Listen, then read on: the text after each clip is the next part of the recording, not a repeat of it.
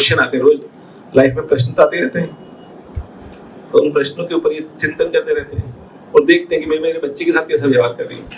सबके बच्चे भी हैं कुछ के, जब तक हम अपने बच्चों के साथ व्यवहार कर रहे हैं उसको नहीं दिखता है मेरे पति के साथ मेरे साथ व्यवहार क्या है वो नहीं दिखता है, तब तक आगे इस दर्शन को भाषा के रूप में दे पाएंगे और आचरण के रूप में नहीं दे पाएंगे, ऐसा मुझे लगता है। तो जब तक मुझे इस पे अपने आचरण पे दिख के नजर नहीं आता रहेगा, सुधार हो या ना वो अलग चीज है, आचरण आता रहेगा तो हर सुधार तो करना ही चाहता है, अच्छा जीना ही चाहता है, खुश होना ही चाहता है। तो उस कड़ी में कल एक छोटा सा एग्जांपल दूंगा। एक चर्चा चल रही थी रेस्पेक्ट की, गीजू भाई बदेका गुजरात में है, उन्होंने बात की है कि ईश्वर को पाना है तो रेस्पेक्ट कीजिए बच्चे की। तो हम रेस्पेक्ट देखने गए तो दिखा रेस्पेक्ट का मतलब क्या, पूजा का मतलब रेस्पेक्ट समझा, पूजा की उन्होंने शब्द उस जमाने का शब्द दिया था। एक वाक्य है प्रभु को पाना है तो बच्चों की पूजा कीजिए।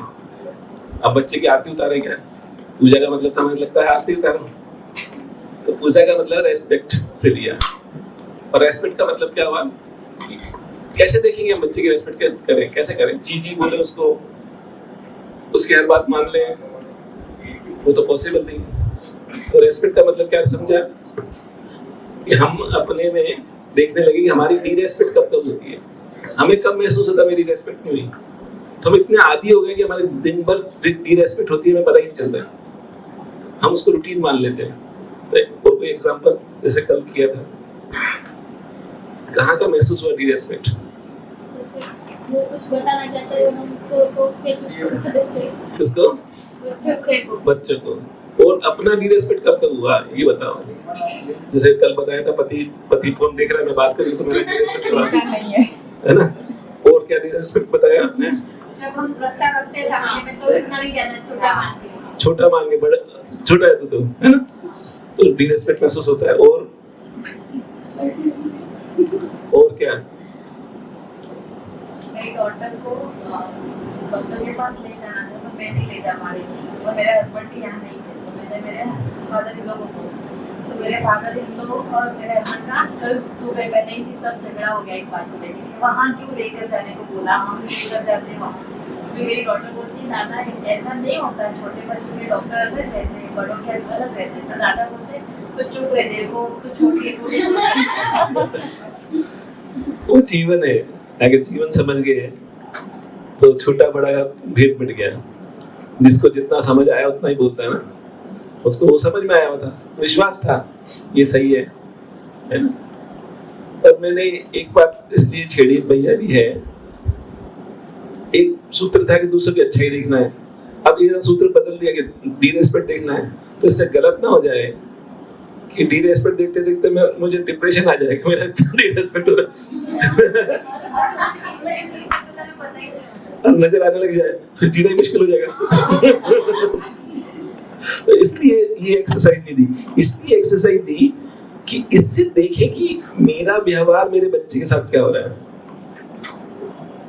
जो मेरे साथ हुआ था वो मेरे चित्रण में चित्रित हो गया और उसको मैंने स्वीकार कर लिया।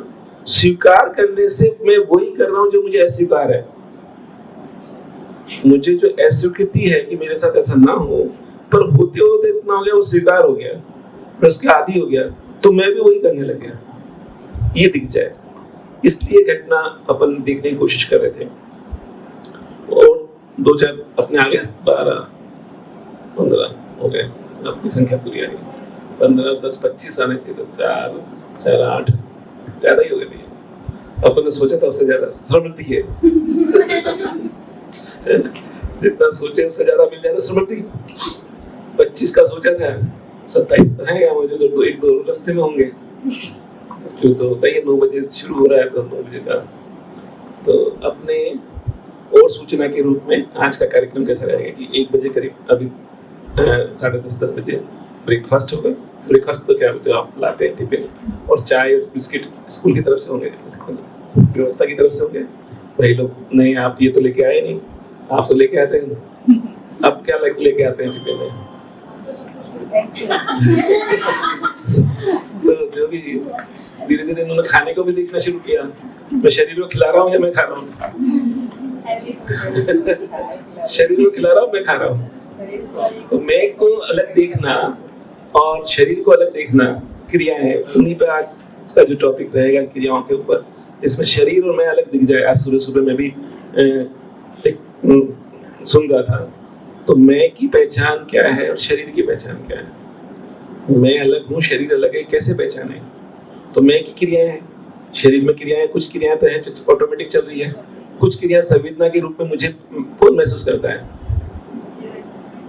मैं महसूस कर रहा हूँ, या दर्द हो रहा तो मैं महसूस कर रहा हूँ। तो शरीर में होने वाली संवेदना को महसूस करने वाला कौन है? मैं। और उसको कैसे लेता हूँ, उसके ऊपर सुख दुख टिका हुआ है।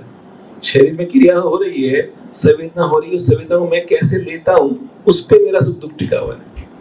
ऐसे ही मैं बाहरी जगत से भी डील करता हूँ, उससे भी मेरे मन में जो हो रहा है, तो मेरी कल्पनाशीलता के कारण, तो मैंने देखा कि एक कैसेट सुनते सुनते मेरे विचार 10 बार इधर उधर गए, फिर वापस जाता, कैसेट सुन लूं, फिर वापस जाता, फिर विचार के चल जाता है, 1 मिनट में दौड़ता रहता है। फिर कल्पनाशीलता में ये सुना, मैं उसने ऐसा कहा था, वो कर, मैं उसमें कैसेट चल रही है, मैं कहीं और चले गया। तो ये क्रिया किसमें हो रही है? शरीर में तो नहीं हो रही है ना, मुझ में हो रही है। शरीर नहीं कह रहा है, ब्रेन भी नहीं कह रहा है, ब्रेन तो कह रहा है यहाँ लग, और मैं जाता रहता हूँ। या तो ब्रेन तो मेरा ही ऑर्डर मानता है, ब्रेन नहीं कहता, ब्रेन सॉरी ब्रेन भी नहीं कहता ना, ब्रेन तो कुछ कहता नहीं है, उससे मैं ही कहलवाता हूँ जब।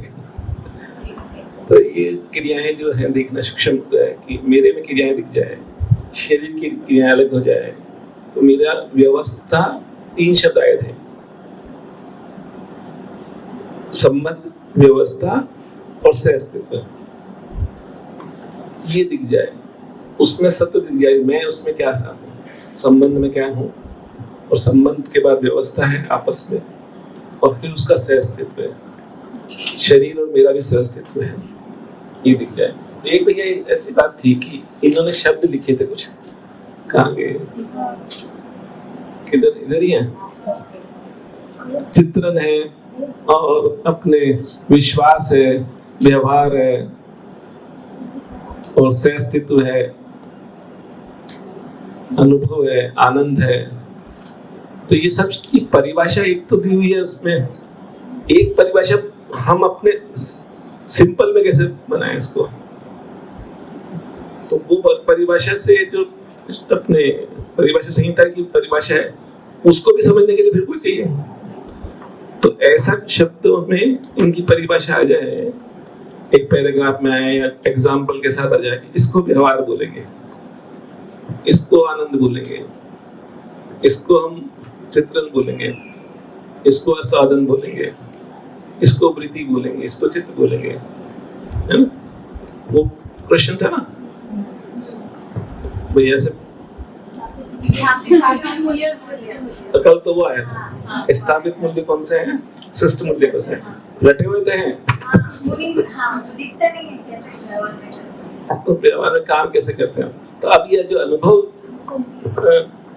अध्ययन बिंदु शिविर का मतलब ये हुआ कि अब धीरे धीरे हम उसकी डिटेल में समझने के लिए अपने जीवन में देखते हुए जाएंगे। तो भैया अब है हमारे साथ 6 दिन की यात्रा है, मन लगाना है ना? और पति यदि को याद आए तो सीधे बुला लेने का फोन करके, और बच्चे को लाए तो करने की व्यवस्था है, कर ही देंगे, है ना? तो और हमारे इस कार्य में जुड़ते जाएंगे। मैं सोचता हूँ समाज से भी कोई जुड़ेगा इसमें अध्ययन में तो जुड़ सकते हैं। तो अच्छा, और क्या काम करते हो अध्ययन के अलावा? जैसे मरीना मैम क्या काम कराती है आपको? तो एक दिन आके बताओ, देखो सबको मालूम नहीं है कि आप पूरे दिन क्या करते हो। 8:30 से 3 बजे तक रहते हैं रोज, और 6 महीने रहेंगे, तो अध्ययन के साथ साथ क्या करते हैं? कौन बताएगा? अध्ययन के साथ साथ क्या करते हैं, और उससे क्या दिख रहा है कि अध्ययन से रिलेटेड है या अध्ययन से अलग है? जो जीवन विद्या में जो कहा जा रहा है उससे जो बाकी टाइम जो अपन काम करते हैं उससे जुड़ा हुआ है या नहीं जुड़ा हुआ है, वो देखना है। जुड़ा हुआ है, कैसे जुड़ा हुआ है? बच्चों के साथ कैसे एक्टिविटी करें वो कराते हैं, तो वो कैसे जुड़ा हुआ है? ये अस्तित्व में हम लोग हैं, हाँ। तो सह अस्तित्व में, हाँ, सब प्रकृति के साथ लॉन्ग के साथ हम जुड़े हुए हैं। हाँ। जैसे होलिस्टिक एजुकेशन में भी वही है, एक विषय को लेके हमको पूरे पूरे पूरे आयाम के साथ अलग अलग जो डिवाइड नहीं करना है उसको, पर एक ही विषय को लेके एक ही विषय को नहीं बोलेंगे, पर एक टॉपिक को लेके सब तरफ से आयाम को देखते हुए उससे बात करते हैं। और वो कैसे जुड़ा हुआ है? मेन जो मैं समझ में आया कि ये भी शब्द है कि सब आयाम में देखना है, बच्चे के साथ होगा कैसे सब आयाम? तो इस एज में जब छोटे बच्चों के साथ हम काम कर रहे हैं तब मूल्य और संबंध दो चीज का काम करना है। मूल्य संबंध का काम कर पाए तो जुड़ा, अब मूल्य पे काम कैसे करें? तो 3 साल का 4 साल का मूल्य पे काम कैसे होगा? कि जो हम प्रोसेस अपनाते हैं क्लासरूम में, जो डिवाइड का रूल का होता है, या उसको ये कहते हैं तू ही है, केवल तू ही फर्स्ट आ, और उसको हमेशा हम कहते रहते हैं तू नहीं कर पाता, ये नहीं कर पाता है, वो नहीं कर पाता है, उस पर लेबल लगाते हैं। वो ना लगाए तो क्रिया कैसे चले, क्लासरूम चले कैसे? अभी तो हमें एक ही सिस्टम मालूम है कि क्लासरूम में टीचर होती है, बोर्ड पे लिखती है, बच्चा उतारता है, पूरे टाइम कौन एक्टिव है? टीचर। और बच्चा, और सिखाना किसको? बच्चे को। तो बच्चा तो एक्टिव नहीं है। और इस क्लास में क्या सीख रहे हैं? बच्चे और टीचर लाने। टीचर हरी नहीं है, फैसिलिटेटर के साथ साथ बहुत पहले से सोच रखा उसने, है ना? और उस पर सोचने में क्या मूल्य बढ़ा या कम हुआ? आप लोगों में आपस में विश्वास बढ़ा कम हुआ? आपस में एक दूसरे में बढ़ा। कैसे बढ़ा? तो सुख में सम्मान दिया जा रहा है, तो यहाँ के तुम्हें सम्मान भी नहीं दे रहे हैं और वस्तु भी नहीं दे रहे हैं। तो ये सुख किस चीज का है? और ये सुख निरंतर बना हुआ बढ़ता जा रहा है, कम होता जा रहा है, या उतना ही है? डे टू डे बढ़ता जा रहा है। क्यों बढ़ता जा रहा है? स्वीकृति तो शब्द हो गया, दूसरों को समझ में नहीं आएगा स्वीकृति, तो घर बैठे उसको समझ में आएगा। आम आदमी को बताओ स्वीकृति, तो वो कहेगा स्वीकृति क्या है? क्यों बढ़ता जा रहा सुख?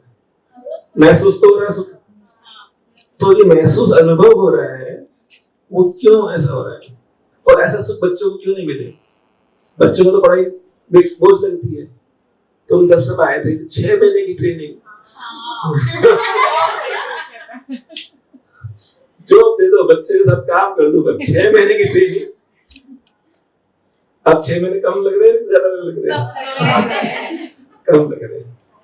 तो 1.5 महीने लग गया, लगा कुछ सिखा ही नहीं अभी तो बहुत जानना बाकी है। तो क्यों लगा ऐसा? तो क्या सुख किसका था, आनंद किसका था? ये पकड़ना है। आनंद ज्ञान का था। तो ज्ञान ही आनंद है, ज्ञान ही सुख है। जो इस दर्शन में सबसे बड़ा सुख किसको माना गया? ज्ञान को। भ्रम से मुक्ति ज्ञान है। भ्रम क्या था? क्या क्या भ्रम दूर हुए आपके? 1-2 भ्रम बताओ। अच्छा, और क्या भ्रम दूर हुआ? पति दुखी कर सकता है खुद के बाद। और क्या भ्रम दूर हुआ?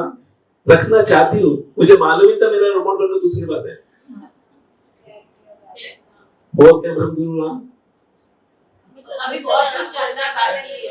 ये भ्रम नहीं है। हमारी अक्षमता का कारण के गुस्सा आता है, तो हमें पता चला कि उम्र में गुस्सा करने से कुछ नहीं होता, पहले नहीं मालूम था, नहीं होता। पहले आता था, अब कब हो गया? कब क्यों हुआ? इंटेंशन दिखा कि उसका इंटेंशन गलत है, जो मेरा पति है, पत्नी है, या और क्या हुआ? और क्या भ्रम दूर हुआ? करना है, इसमें बोल शब्द नहीं है। मैं सुखी होना चाहता तो ये करूं। शब्द क्या है इसमें? करना चाहिए शब्द है ही नहीं दर्शन में। दर्शन में शब्द है कि दिखता है कि मैं इससे सुखी हुआ नहीं हुआ, ये दिखने लग गया तो अपना आप ही नहीं करूंगा। मैं रिएक्शन किया तो दुखी हुआ, रिएक्शन नहीं हुआ तो सुखी हुआ, और सुखी होना ही चाहता, वो तो दिखता नहीं था, अब दिख रहा है। तो भ्रम से मुक्ति धीरे धीरे हो जाए, कोई मोक्ष है। तो सारे भ्रम मिट जाए तो शून्य दिख जाएगा, शून्य दिख जाएगा। तो वही इस दर्शन का पूरा एक अपनी जर्नी है, जिस जर्नी को हम करते करते वहां तक पहुंचेंगे भैया के साथ साथ। तो कभी कभी हमने जो एक्टिविटी, आज मेरा बोलने का मतलब यही था कि मैंने कब ध्यान है आपको, मैंने ये कर तो दिया ऑपोजिट ये ज्यादा ऑपोजिट ना हो जाए। तो हमें इसलिए देख रहे हैं हमारी रेस्पेक्ट को, जिससे ये पकड़ में आ जाए मैं उसकी आदी होने के कारण मैं भी वही कर रही हूँ। वो कर रहा है ऐसा नहीं है, पति कर रहा है, सासू कर रही है ऐसा नहीं है, मैं भी वही कर रही हूँ दूसरों के साथ। और धीरे धीरे वो दिख जाएगा तो आचरण करना तो चाहता ही नहीं है। अब दूसरा मेरे कंट्रोल में है या नहीं है, मैं भी रेस्पेक्ट को समझ गई, मैं बच्चे की रेस्पेक्ट करने लग गई, तो अपने आप की रेस्पेक्ट कर रही हूँ। और अपने आप की रेस्पेक्ट करना दूसरों को क्षमा करना हो जाएगा। जो भी मेरे साथ ऐसा कर रहा है, भ्रमवश कर रहा है, अज्ञानवश कर रहा है, जानने के निकाल कर रहा है, वो भी आदि हो गया इसलिए कर रहा है, वो दिखेगा तो करुणा, दया, क्षमा, ये तीन स्टार्ट होगा। वो स्टार्ट होगा तो मैं निर्मल होऊंगा, सेज होऊंगा, नहीं तो और रोष में आ जाऊंगा। तो आज एक कोर्स सुन रहा था तो पता पड़ा कि जीवन विद्या का भी लोगों को जोश आ जाता है।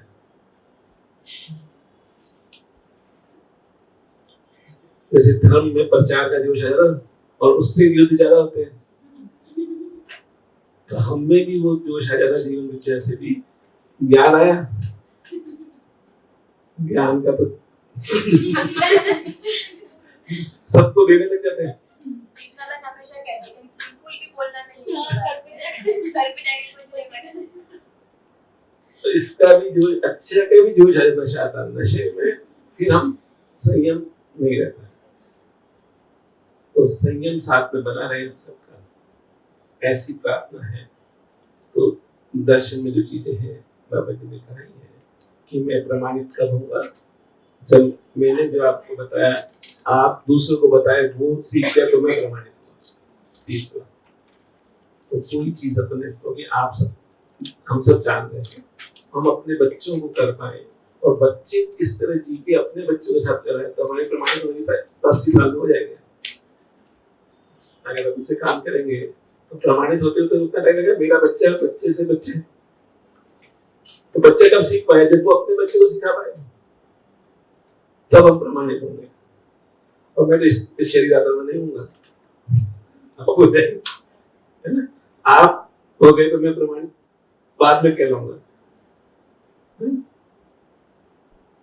इस तरह की आशा के साथ, कल्पनाओं के साथ भैया को माइक देते हैं। भैया हेलो हेलो।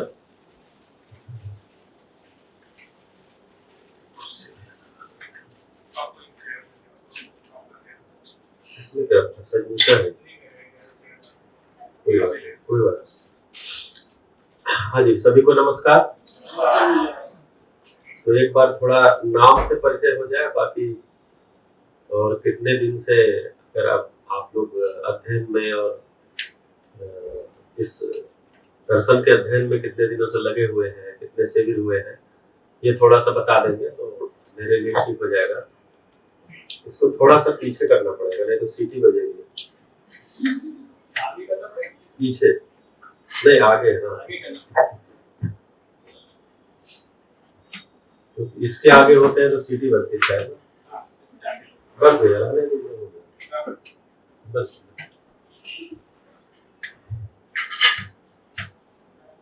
हाँ जी, तो ज्यादा लोगों को तो मैं जान रहा हूँ, लेकिन एक बार परिचय हो जाएगा तो शायद सभी लोगों को नहीं जान रहे होंगे। आप लोग तो आपस में जान रहे होंगे एक दूसरे को। तो कितने दिन से, 2 महीने हो गए ना? ठीक है भैया, तो एक बार परिचय हो जाए तो ठीक रहेगा। हाँ जी, भूमि जी से शुरू हो जाए। भूमि से शुरू करें। हाँ,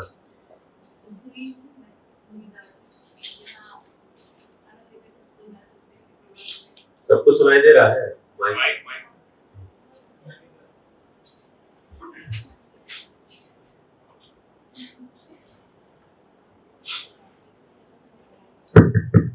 जतिन जी।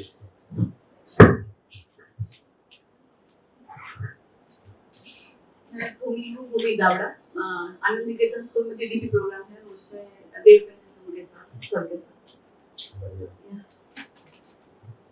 मेरा नाम अमिता है और मैंने पहली शिविर है वो गुजराती में की थी सुरेश भैया की, बाद में सोम भैया की जो निकोरा में थी 2019 में वो की थी, और बाद में श्रवण भैया की थी।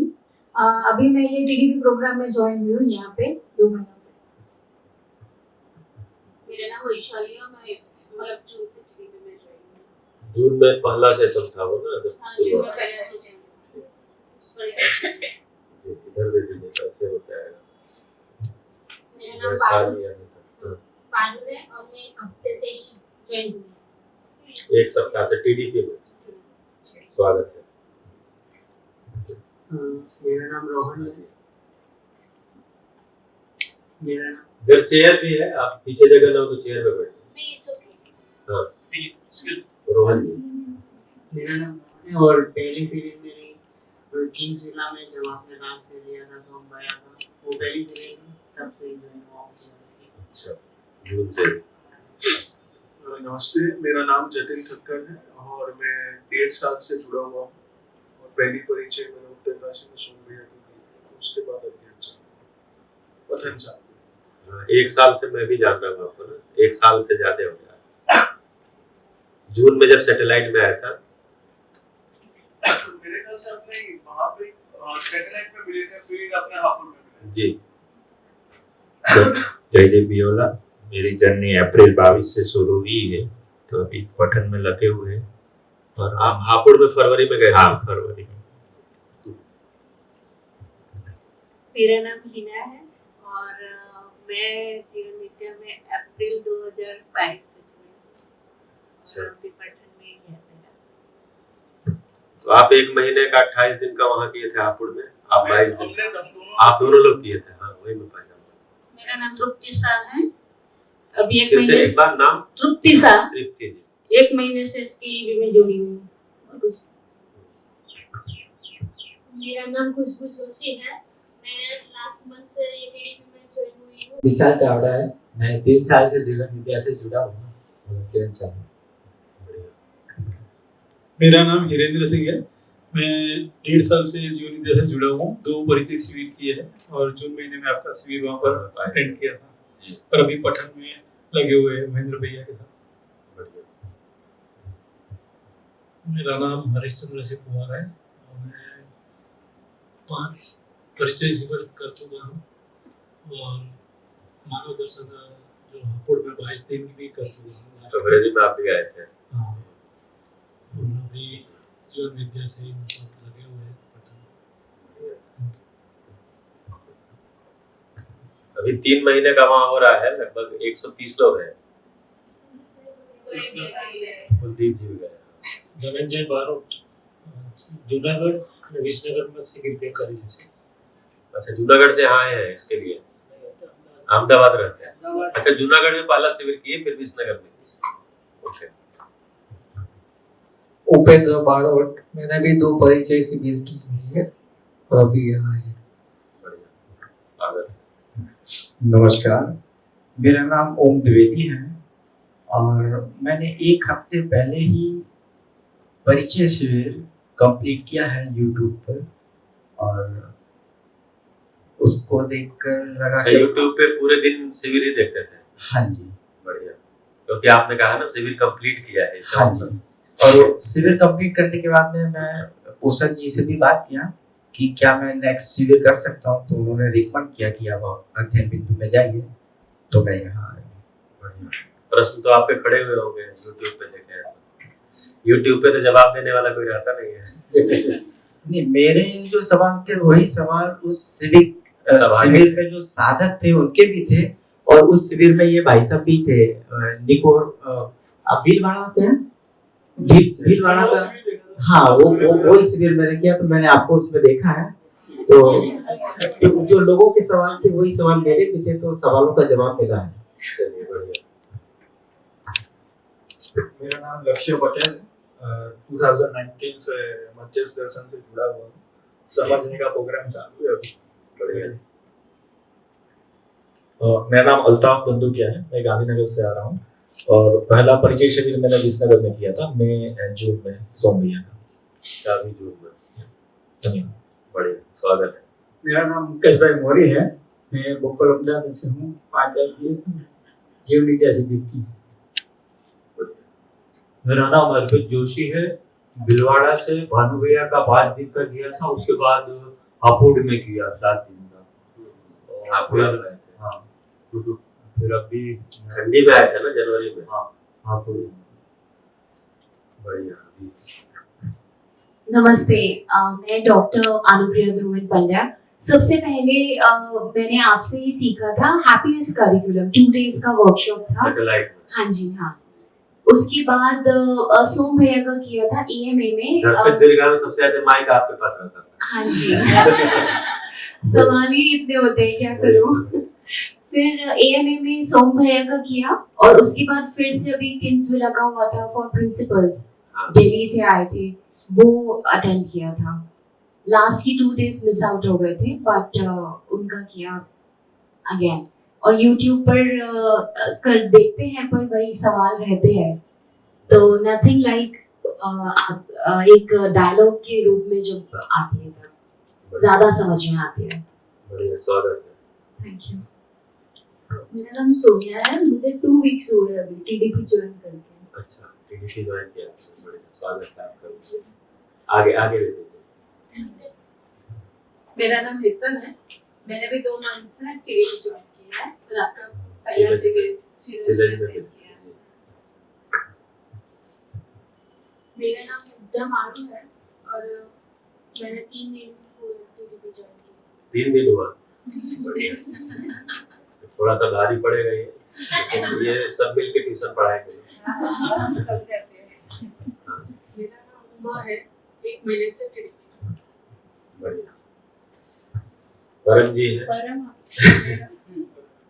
इनका नाम ही परम है तो।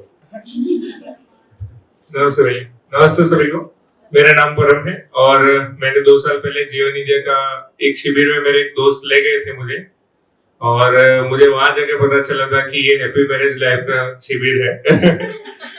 फिर मैंने अटेंड किया और एक ऐसा अलग कुछ मिला पर्सपेक्टिव कि ऐसे ये तो कुछ अलग ही है। तो मतलब मैंने अभी 2 दिन पहले भी किसी को बताया था कि प्रकृति दर्शन करने निकले थे और अस्तित्व दर्शन की ओर मुड़ गए। धन्यवाद। बढ़िया, आपके भी जब आए चलिए बाद में ले लेंगे, थोड़ा कूल डाउन हो गया। एक बार अपना नाम बता दीजिए, दे दीजिए नाम और कितने दिन से आप जुड़े हैं। तो मैं पहले गंगोत्री में गई थी और उसके बाद अभी आई हूँ। आपका शुभ नाम? लीला अग्रवाल। यही अहमदाबाद से ना? हाँ स्वागत जी। तो मेरा नाम श्रवण है और एक्चुअली हमारे बाबा जी जो है बड़े विद्वान आदमी थे, कथावाचक थे, रामचरितमानस के बड़े विशेषज्ञ थे। तो वो सुनाते थे जब बैठ के, तो कोई सुनता नहीं था और मैं बैठ के सुनता था, तो उन्होंने मेरा नाम श्रवण कुमार रख दिया। तब से मेरा नाम श्रवण कुमार है। तो मैं सुनता ज्यादा हूँ और अध्ययन सुनने का ही काम है। जिसको सुनना आ गया उसको अध्ययन हो जाता है, जिसको सुनना नहीं आया उसको अध्ययन नहीं होता। क्योंकि अध्ययन की प्रक्रिया ही शुरू होती है श्रवण से। श्रवण, मनन, निधि, ध्यासन, ये 3 क्रम है। तो श्रवण सुनते हैं तो उसमें से काम लायक हमारे पास ग्रहण हो जाता है, रुक जाता है। जो रुक जाता है उस पर मनन करते हैं, फिर उससे हम किसी उपलब्धि पे जाते हैं। तो श्रवण पहली क्रिया है अध्ययन के क्रम में। तो मैं बेसिकली रहने वाला गोरखपुर का हूँ। जो लोग नए होंगे उनको परिचय थोड़ा सा दे देता हूँ, क्योंकि सबने परिचय दिया, मैं दूंगा नहीं तो ठीक नहीं है। तो बेसिकली मैं गोरखपुर का रहने वाला हूँ, उत्तर प्रदेश का। और क्योंकि वो जो क्षेत्र है वो ज्ञान की नगरी है। मतलब आप देखेंगे तो उससे 100 किलोमीटर के दायरे में बहुत सारे ज्ञान वाले पुरुष हैं। गुरु गोरक्षनाथ, देवरावा बाबा के नाम सुने होंगे, स्वामीनारायण संप्रदाय के जो स्वामी जी घनश्याम उपाध्याय जी, जो मतलब मूल उसके थे, वहीं के रहने वाले थे। ऐसे आप बहुत सारे नाम हैं, मतलब कितना गिनाएंगे। साहित्य के क्षेत्र में भी आचार्य रामचंद्र शुक्ल विद्यानिवास मिश्र से लेके बहुत सारे हैं। फिर उधर जाएंगे तो बलिया में, गाजीपुर में पौहारी बाबा, करपात्री जी महाराज, मतलब भरा हुआ है, ज्ञान से भरा हुआ है। तो अपना हो सकता है उस वातावरण के कारण ही रुचि शुरू से ज्ञान में रही है। तो जब जब बाबा जी सुनाते थे तो मैं बहुत ध्यान से सुनता था, उठता ही नहीं था 3.5 साल की उम्र में। तो बाबा जी इसीलिए नाम श्रवण कुमार रख दिए कि सुनता है। तो तभी मुझे पता चला कि एक रामचरितमानस को समझने के लिए 22 किताब पढ़नी पड़ती है नहीं तो कहानी तो 1-1.5 मिनट में खत्म हो जाती है। अगर उसको कहानी के रूप में देखेंगे तो 1 से 1.5 मिनट में खत्म हो जाती है, लेकिन उसमें कुछ तात्विकता है जिसको समझने के लिए। हमारे घर में 22 किताबें थी तो उससे वो समझाते थे। तो धीरे धीरे, लेकिन और परिवार में किसी का रुचि नहीं था, तो मेरा ये धीरे धीरे निष्कर्ष बनने लगा कि बात सब लोग अच्छी करते थे। जैसे बाबा जी तो अच्छी बात भी करते थे और अच्छा जीने की सलाह भी देते थे, लेकिन मेरा और उनका इंटरेक्शन केवल 5 साल चला, 5.5 साल। उसके बाद उनका निधन हो गया। मैं 76 में मेरा जन्म हुआ था और 80 में कुछ सुनने उनने के लायक हुआ था और 84 में उनका निधन हो गया।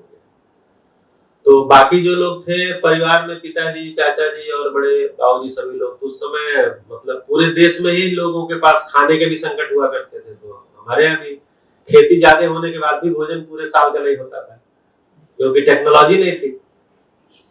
तो सबको ये लगा कि नहीं, बातें तो ठीक है लेकिन पैसा कमाना बहुत जरूरी है। तो वहां तक भी हमें पता था कि पैसा कमाना जरूरी है, लेकिन बाद में ये निष्कर्ष आ गया, अच्छा जब पैसा आने लगा तब लोगों के निष्कर्ष आ गए हमारे परिवार में ही कि चाहे जैसे कमाओ पैसा कमाना जरूरी है। अब यहाँ आके मेरा अंदर से विरोध शुरू हो गया कि चाहे जैसे कमाओ, मतलब फिर परिवार में जमीन का धंधा शुरू कर दिए और लकड़ी काट के बेचना शुरू कर दिए। आरा मशीन लग गया, कुछ उसमें लकड़ियां जो है वो ऐसे आती थी खरीद के, कुछ जंगल से चोरी से कटवाई जाती थी, मतलब ये सब होने लगा। तब हमको समझ में आया क्यों कह रहे हैं कि किसी भी तरह से कमाओ तो मुझे उससे स्वीकृति बनती नहीं। तो उसी में पढ़ाई करता गया। तो स्कूल में भी कोई डिजाइन नहीं था कि वहां पर भी कोई नैतिक शिक्षा हमारे यहाँ पढ़ाई जाती थी, लेकिन वो केवल कोर्स में था, वो कहीं उसकी किताब वगैरह नहीं थी। जब हमारा 10th का सर्टिफिकेट मिला तो उसमें लिखा था कैट मी बी, CAT कैट ME और डैश लगा के बी। तो मैंने पूछा टीचर से ये क्या है, तो बोले कैटेगरी इन मोरल एजुकेशन। तो मैं B ग्रेड का घोषित हूँ 1990 में। तो और टीचर के अंदर भी वही प्रमाण तो कुछ दिखता नहीं था। तो धीरे धीरे धीरे धीरे धीरे धीरे मेरा झुकाव जो है आध्यात्म की तरफ हुआ। तो मैं गोरखनाथ मंदिर में जाना शुरू किया। योग साधना की जगह है वो, नाथ संप्रदाय की एक साधना स्थली के रूप में, जहाँ गुरु गोरक्षनाथ ने तप किया था, जिनके आगे चल के शिष्य हुए दिग्विजयनाथ जी, अवैधनाथ जी, अभी आदित्यनाथ जी उनके मुख्यमंत्री भी हैं। तो वहां पर भी देखे कि राजनीति ज्यादा थी अंदर, कोई साधना का काम इतना वो बढ़िया था नहीं। मतलब मैं विरोध नहीं कर रहा हूँ, अब मुझे नहीं ठीक लगा। फिर हमारे बगल में ब्रह्म कुमारी का था, फिर विपස්සना करना शुरू किया, फिर कुछ सेशन जो है आर्ट ऑफ लिविंग किए। तो पूर्ण वस्तु नहीं मिलती थी। और इधर नौकरी लग गई टीचर की, तो बात करते करते जो है वो बात अच्छी करते थे, तो लोगों ने स्टेट लेवल पे स्टेट रिसोर्स ग्रुप में ले लिया हमें। ये मॉड्यूल बनाएंगे, टीचर ट्रेनिंग कराएंगे, पूरे प्रदेश में घूमेंगे, इस काम में लगाए। अब उसमें हम लोग मॉड्यूल बहुत मेहनत से बनाते थे। उस समय इंटरनेट का जमाना नहीं था, तो ई लाइब्रेरी वगैरह थी नहीं, तो हम लोग को इलाहाबाद में, लखनऊ में जो शिक्षा विभाग की बड़ी बड़ी लाइब्रेरी थी उसमें जाके बैठते थे, वहां से निकालते थे। निकाल के बहुत ही मेहनत करके कोई किताब बनाते थे, मॉड्यूल। और पता चला कि 1,30,000 प्रदेश में स्कूल थे और हर स्कूल में एक मॉड्यूल जाना था ट्रेनिंग के बाद, हर टीचर के हाथ में। वो 10,000 छपता था, बाकी कागज में 1 लाख छप जाता था। 1,20,000 ऐसे ही छप गया कागज में, लोगों के पास पहुंचा ही नहीं। और जो 10,000 छपता था उसकी क्वालिटी बहुत खराब रहती थी। तो हमें लगा हम मेहनत क्यों करते हैं यानी इनको केवल हमारी मेहनत से कुछ छाप के ऊपर भेज देना है दिल्ली को कि हमने छाप दिया है, नीचे कुछ भेजते नहीं। तो फिर मैंने वो काम 2005 में छोड़ दिया। 2001 से शुरू किया, तो 2005 में मैं विड्रा कर लिया वहां से, तो मुझे ये काम करना ही नहीं। उसी बीच में हमारे एक मित्र जो है वो हरिद्वार में एक दिव्य प्रेम सेवा मिशन है, वहाँ कुष्ठ रोगियों के बच्चों का हॉस्टल चलता है और कुष्ठ रोगियों का इलाज चलता है। तो दोनों 2 कैंपस में है। तो वहां जाकर के रह रहे थे, तो मुझे प्रस्ताव दिए 2007 में कि आप आ जाइए हरिद्वार। विपස්සना में भी हमें वही लेके गए थे। और यहाँ एजुकेशन से रिलेटेड वर्कशॉप है। हमने कहा एजुकेशन से रिलेटेड वहाँ क्या होगा? बोले नहीं, एजुकेशन से रिलेटेड ही है, बाकायदे बोर्ड लगा के क्लास चलती है।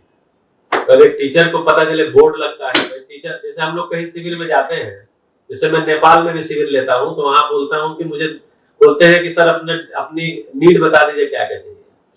तो हम कहते देखिए मैं टीचर हूँ, मुझे 2 ही चीजें बढ़िया चाहिए, एक माइक बढ़िया चाहिए, एक बोर्ड अच्छा चाहिए।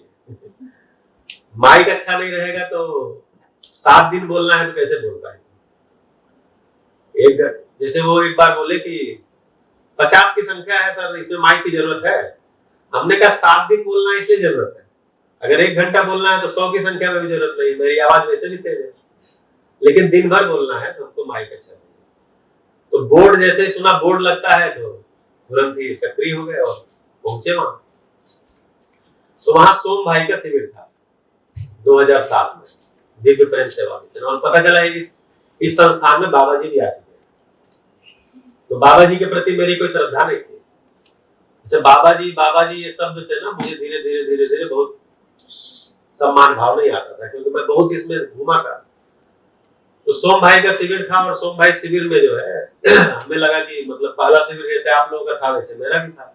सुनते कम थे, जांचते ज्यादा थे, और मैच मिसमैच ज्यादा कराते थे। मेरा वाला जो मैच करके बहुत खुश हो जाते थे, और जहां मेरा वाला मैच नहीं किया अंदर से विरोध शुरू हो जाता था। तो ये सभी का चलता है। तो खैर लगा कि सुनने की बात है, तो दूसरा शिविर फिर 3 महीने बाद किया। तब वो लोग बोले कि आप बाबा जी से मिल लीजिए। हमने कहा कौन बाबा जी? बोले बाबा नागराज जी। हमने कहा हमको बाबा से नहीं मिलना, आप ही मेरे गुरु हैं, आपको मैं मान के कर रहा हूँ, क्योंकि आप अध्ययन में शिक्षा के लायक कोई बात बताए। ऐसा चलते हुए धीरे से 2009 में छत्तीसगढ़ सरकार के शिक्षकों के लिए 60 शिक्षकों के लिए अध्ययन शिविर शुरू हुआ। आदरणीय नागराज जी के और सोम भाई के प्रयास से वहां की सरकार ने 60 शिक्षकों को 6 महीने के लिए रिलीव कर दिया, ऑन ड्यूटी कर दिया अध्ययन के लिए। तो सोम भाई बोले कि आप भी आ जाओ। तो हमने कहा देखिए भैया, अभी तो नौकरी हमारी कुल मिला के 9 साल हुई है, अभी नौकरी छोड़ेंगे तो और कुछ हमको आता ही नहीं है कि कुछ कर पाएंगे, तो नौकरी छोड़ के तो नहीं आ सकते। तो बोले जैसे इनका ऑन ड्यूटी होगा वैसे आपका हो जाए। हमने कहा हमारा कैसे होगा, मैं तो यूपी कराने वाला हूँ।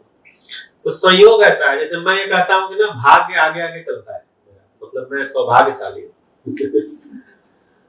तो आप सब भी हैं, तभी तो चलते चलते हर चीजें मिल जा रही है। उसमें एक हमारे यहाँ कमिश्नर थे, मतलब सीनियर आईएएस जो होते हैं वो कमिश्नर होते हैं 4 जिले का, जो यहाँ भी होगी कोई व्यवस्था। 1 जिले का डीएम होता है और 4 जिले का मिला करके जो होता है आयुक्त होता है, कमिश्नर होता है। तो एक कमिश्नर थे, वो सोम भाई का 1.5 शिविर किए हुए थे, 1 शिविर मसूरी में और आधा शिविर रायपुर में। तो बोले अनिल कुमार से बोलूं, तो हमने कहा कि वो सीनियर आईएएस है। तो वो बातचीत किए होंगे, तो उनका फोन आया मेरे पास कि मैं अनिल कुमार कमिश्नर बोल रहा हूँ, और आपके पास जो छत्तीसगढ़ से चिट्ठी आई है उसको लेके आप कितने देर में बस्ती आ सकते हैं। बस्ती मतलब अयोध्या के पास है, वहां से अयोध्या 30 किलोमीटर पड़ता है। मैं बोला कि 60 किलोमीटर गोरखपुर से बस्ती है, 60-65। हमने कहा सर 1 से 1.5 घंटा तो मिनिमम लग जाएगा। बोले आ जाइए। तो मैं चला गया। फिर वो बातचीत करके मुझे भी 6 महीने के लिए और ड्यूटी करा दी। तो जब मैं अध्ययन के लिए गया तो वहां पर बाबा जी हर दूसरे महीने 10 दिन आके हम लोग के बीच में रहते थे। 10 दिन रोज, मतलब हर दूसरे महीने 10 दिन रहते ही थे हम लोग के साथ। तो आ गए वो, तो लोग मिलने जाते थे, मेरा मिलने का कोई मन ही नहीं होता। हम तो सोचते थे सोम भाई पढ़ा रहे हैं, साधन भाई आ रही है हमारे लिए, बड़े क्या जाने कौन बाबा है।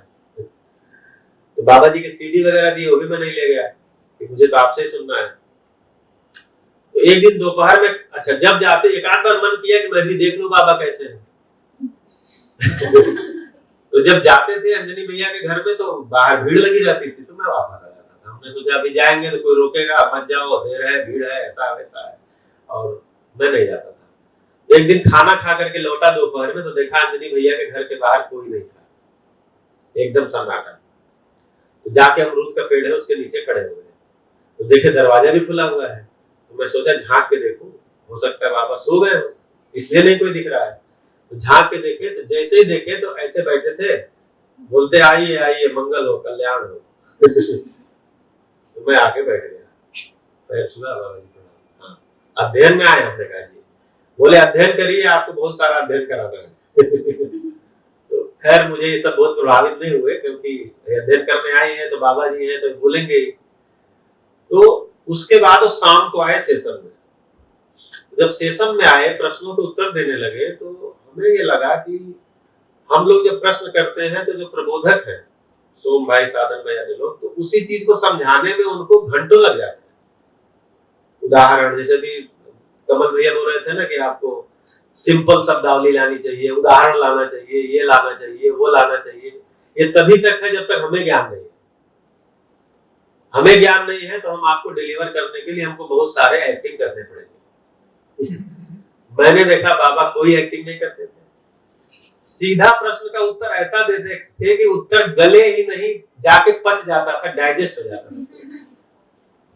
तो जैसे जिसने हाथ नहीं देखा है, आप उससे पूछेंगे हाथ कैसा होता है, तो वो हाथ का पंजा कैसा होता है, तो वो बताएगा हाथ का पंजा होता है, उसमें एक साइड में थोड़ा चमकीला सरफेस होता है, एक साइड में थोड़ा रफ सरफेस होता है, उसमें 5 उंगलियां होती है, एक हर उंगली एक साइज की नहीं होती है, ठीक है, उंगलियां 2 जगह 3 जगह से मुड़ भी जाती है, ऐसा ऐसा बोलेगा।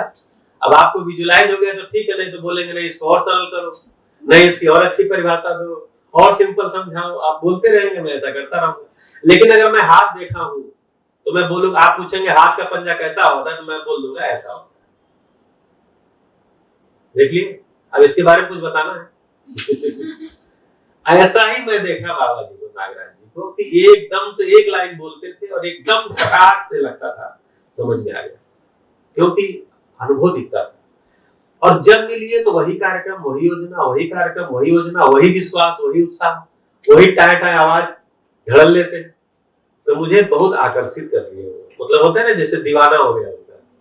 तो छुट्टियां उसके बाद में कभी घर पे नहीं बिताया। अगर अध्ययन उस समय बहुत कम चलते थे, अब तो अध्ययन इतने चलते हैं कि लोग नहीं मिल रहे अध्ययन करने के लिए। नहीं तो अध्ययन उस समय कम चलते थे, तो जितनी भी छुट्टियां होती थी तो मैं भाग जाता था अमरकंटक, और वहां परिवार जैसा सारा माहौल था। अम्बा दीदी, हाँ भैया खाना खा लो, ये खा लो, भाभी, सारा, मतलब जितने लोग भी आ जाए घर में, इतना कभी ये घर वालों को नहीं लगा कि इतने लोग आ गए, बहुत बोझ हो गया। तो मैं वहां भाग जाता था, और लालच ये था कि बाबा के साथ कभी नाड़ी दिखाने के बहाने भाग जाता था। बोलते थे दीदी, पहले में संकोच भी होता था कि भाई घर में जाएंगे तो क्या बोलेंगे, तो मैं बोलता था दीदी नाड़ी दिखाने आया हूँ। अच्छा अच्छा ठीक है, उनको तो पता था ये दर्शन समझ में आया। तो ऐसा करके तो देखा कि बाबा जी का बहुत ही, और 2009 से लेकर के और 2016 में उनका निधन हुआ है। 2015 से उनकी स्थिति काफी डमाडोल हो गई, ज्यादा साफ नहीं बोल पाते थे। तो 2015 तक मैं लगातार बात किया, तो इसलिए बात करने का अवसर मिला है, तो समझने का भी ज्यादा अवसर मिला है। तो इसलिए मेरी भाषा जो है वो, अच्छा शिक्षक हूँ इसलिए जो बात करने का मोड रहता है वो टीचिंग का मोड रहता है, लेकिन परिभाषा को सरल बनाया नहीं जा सकता है, परिभाषा को समझा जा सकता है।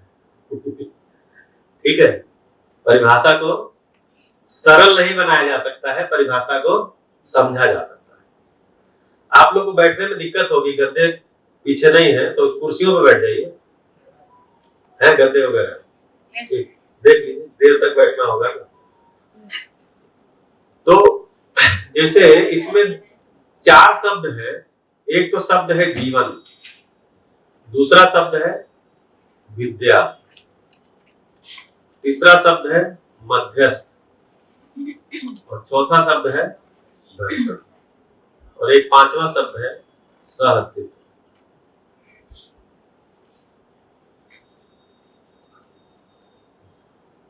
ये मूल रूप में 5 शब्द हैं। तो जैसे बाबा जी से हमने कहा कि इतनी सारे वांग्मय आपने लिखा, 4 दर्शन लिख दिए, 3 वाद लिख दिए, 3 शास्त्र लिख दिए, 1 संविधान लिख दिए, इतना सारा लिखना पड़ा। तो बोले कि बेटा पहले शुरू में ना मैं 5 लाइन में सबको समझाता था, क्योंकि दर्शन में 5 ही लाइन है। क्या है? अस्तित्व है, और अस्तित्व कैसा है? सहअस्तित्व में। तो अस्तित्व, सहअस्तित्व, विकास क्रम है, विकास है। तो बोले अस्तित्व सहअस्तित्व, ये ढंग से एक लाइन है, अस्तित्व सहअस्तित्व। अस्तित्व कैसा है? नमस्ते परेश भाई ना, अस्तित्व सह अस्तित्व। दूसरा बोले विकास क्रम, अस्तित्व में विकास क्रम, अस्तित्व में विकास क्रम है। तीसरा लाइन बोले अस्तित्व में विकास है। अब जो विकास हो गया उसका क्या करना है? तो अस्तित्व में जागृति क्रम है। जागृति क्रम का परिणाम क्या आएगा? अस्तित्व में जागृति।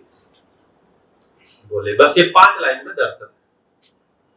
ये 5 लाइन लोगों को समझ में नहीं आया, इसलिए 5000 पेज लिखना पड़ा। समझ गए होते 5 लाइन में तो 5000 पेज नहीं लिखना पड़ता। इतना ही है पूरा दर्शन। अस्तित्व है, सह अस्तित्व है, ठीक है। विकास, अस्तित्व में विकास क्रम है और विकास है। तो विकास क्रम जिसको कह रहे हैं, ये गठनशील परमाणु से जो सब कुछ रचना है, ये सब विकास क्रम में आता है। जो लोग भी अध्ययन में लगे हुए हैं उनको ये शब्द पता होगा, जिनको नहीं पता होगा उनके लिए भी एक्सप्लोर किया जाएगा। गठनशील परमाणुओं से जो कुछ भी बनता बिगड़ता है, रचना विरचना चलता है, वो सब विकास क्रम है। वो सब विकास क्रम में होता है। और जो गठन पूर्ण है वो विकास है। परमाणुओं में ही विकास है, गठन पूर्णता ही विकास है। अब जो गठन पूर्ण हुआ वो तुरंत जागृति क्रम में आ जाता है, और जागृति क्रम में जो आया उसे जागृति। इतना ही है पूरा डिजाइन अस्तित्व का, इतना ही टोटल ज्ञान है। बोले बस ये 5 लाइन में दर्शन है, और 5 लाइन में नहीं समझ में आया तो 5000 पेज लिखना पड़ा। इसलिए आप देखते होंगे दर्शन में बार बार जो लोग भी वांग्मय पठन करते होंगे, बार बार घुमा के वही बात आती है, क्योंकि घुमा के इन्हीं 5 पे ले आना। जिस दिन ये 5 का विंडो हमारा खुल गया, फिर 5000 पेज अलमारी में बंद हो जाएंगे, या दूसरे को आप दान कर देंगे। पुस्तक दान बड़ा दान होता है। तो ये नमस्ते जी, तो ये 5 लाइन जो है समझने के लिए हमको अब थोड़ा इसको विस्तार दिए। जैसे अभी अशोक गोपाला जी हापुड़ में आए तो उनको अध्ययन बिंदु शिविर लेना था। आइए, स्वागत है। थोड़ा गद्दा हम लोग अभी नहीं, बाद में आगे कर लेंगे, तो पीछे और गद्दे भी पढ़ सकते हैं। तो अभी हापुड़ में अध्ययन शिविर चल रहा है, उसमें 135 लोग हैं, जिसमें 100 दिल्ली के टीचर हैं। दिल्ली के डायरेक्टर ऑफ एजुकेशन सोम भाई के शिविर में आए हापुड़ में। उसके बाद से उन्होंने कहा कि हमको तो 100 लोग दिल्ली से निकालने हैं जो ये शिविर ले सके टीचर में से। फिर धीरे धीरे अब दिल्ली में जैसे शुरू में क्या था, ये जब प्रोग्राम चला तो लोगों को लगा है राजनीतिक प्रोग्राम, किसी पार्टी का है, किसी नेता का प्रोग्राम। तो अब चूंकि अपना देश में राजनीति से कम कोई सोचता भी नहीं है, और किसी भी पहल के लिए राजनीति जरूरी होती है। शुरू में ये बहुत जरूरी होता है।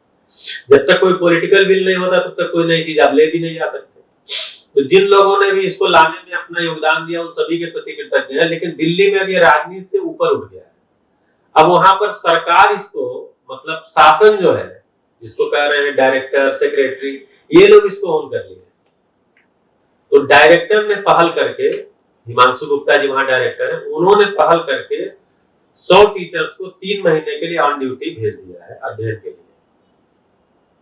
तो ये भी बड़ी घटना है, दिल्ली जैसी जगह में से 100 टीचर भेज देना अध्ययन के लिए, और भी डायरेक्टर के द्वारा, बिना किसी राजनीतिक हस्तक्षेप के। ये मंत्री वगैरह दबाव देके भेजवा देंगे। अगर मंत्री वगैरह भेजवाएंगे तो 100-200 RTI भी पड़ जाएगी। ये अधिकारी लोग भी डलवा देते हैं, ऑफिसर्स ही डलवा देते हैं RTI। लेकिन अभी ऑफिसर्स ने ही प्रयास करके भेजा है सबको। तो वो चल रहा। अभी शुरुआत में 9 दिन का मैं शिविर उनका लिया, शिविर ओवरव्यू लिया हूँ। उसके बाद अशोक भैया आ गए। तो हम अशोक भैया चर्चा कर रहे थे अध्ययन बिंदु के बारे में। तो बोले कि भैया जब मैं, वो चूंकि 93 से जुड़े हुए हैं अशोक गोपाला जी, IIT दिल्ली में पढ़ते थे तभी जुड़ गए थे। तो बोले कि भैया जब हम लोग जाते थे बाबा जी के पास तो कहते थे बाबा जी आप कैसे समझेंगे कि मैं समझ गया दर्शन को मैं समझ रहा हूँ, ये कैसे आप समझेंगे? तो बोले कुछ बिंदु हैं जिन पे आधार पे मैं देखूंगा कि आपको आता है तो समझे हुए हैं। बोले कौन से बिंदु है? बोले मैं बनाता हूँ इसको। तो 2003 में एक बात हुई थी और 2005 में मसूरी में जीवन विद्या का राष्ट्रीय सम्मेलन था, तो उसमें बाबा जी ये 39 बिंदु बना के लाए थे। कुल 39 बिंदुओं में है अध्ययन बिंदु। तो बोले यही 39 बिंदु हैं, 39 पॉइंट्स हैं, जिन पे आपकी क्लैरिटी है तो आप समझे हुए हैं, नहीं है तो आप नहीं समझे। तो उसी का नाम रख दिया गया अध्ययन बिंदु। हम लोग जिसको करने वाले हैं उसमें मुख्यतः 3 चीजें हैं। ये तो अभी करेंगे ही, ये 4 शब्द हैं। उसमें मुख्यतः 3 चीजें हैं। अस्तित्व दर्शन है,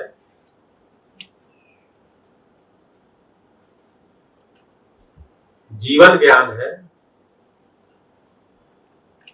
और मानवीयतापूर्ण आचरण है।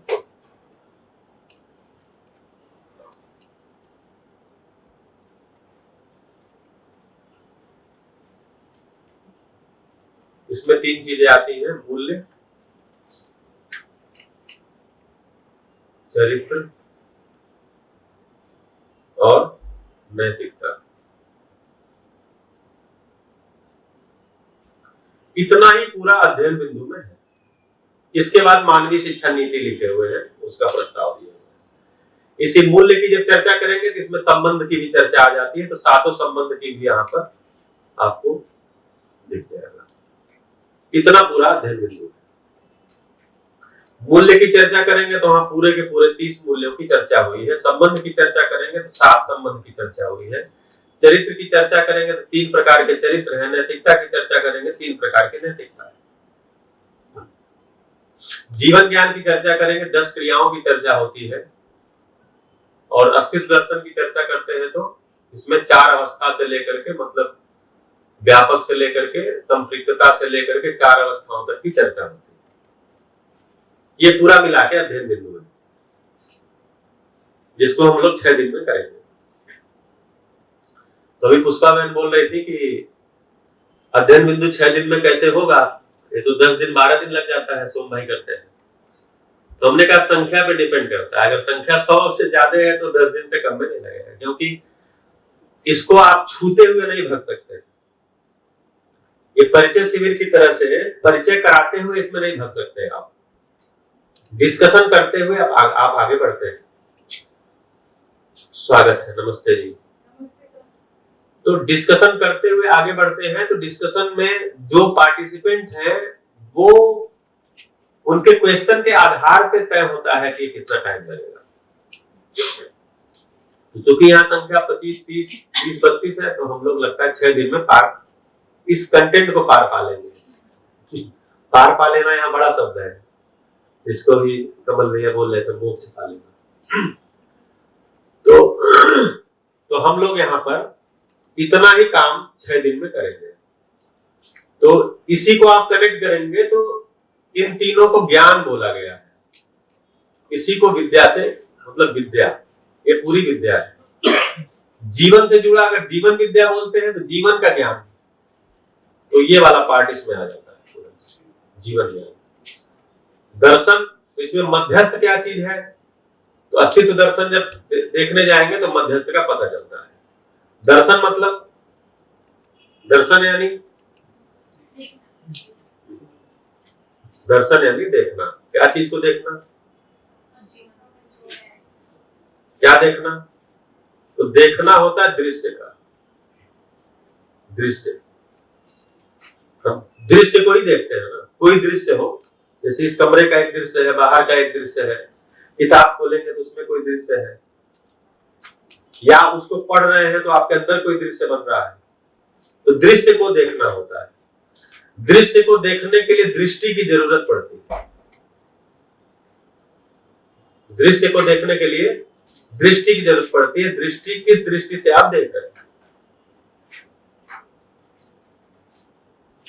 कैसी दृष्टि से आप देख रहे हैं, वो मुद्दा होता है। आपके पास दृष्टि जैसी है वैसा देखते हैं। अगर आपके पास प्रिय हित लाभ की ही दृष्टि है तो आप हर चीज को प्रिय हित लाभ की दृष्टि से देखेंगे। आपके पास थोड़ी सी संबंध का पता है, न्याय की दृष्टि है, तो आप न्याय की दृष्टि से देखें। प्रिय हित लाभ आपको रोमांचित नहीं करेगा। तो कुल मिलाकर के दृष्टि की जरूरत पड़ती है दृश्य की, और दृश्य का ही दर्शन होता है। ठीक, अब इसमें दो चीजें बहुत जरूरी होती है। हाँ जी, सेट कर लीजिए।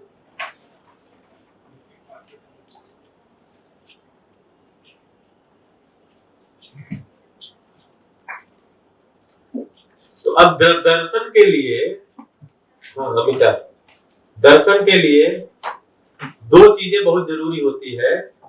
दृश्य का पूरा सूचना होना,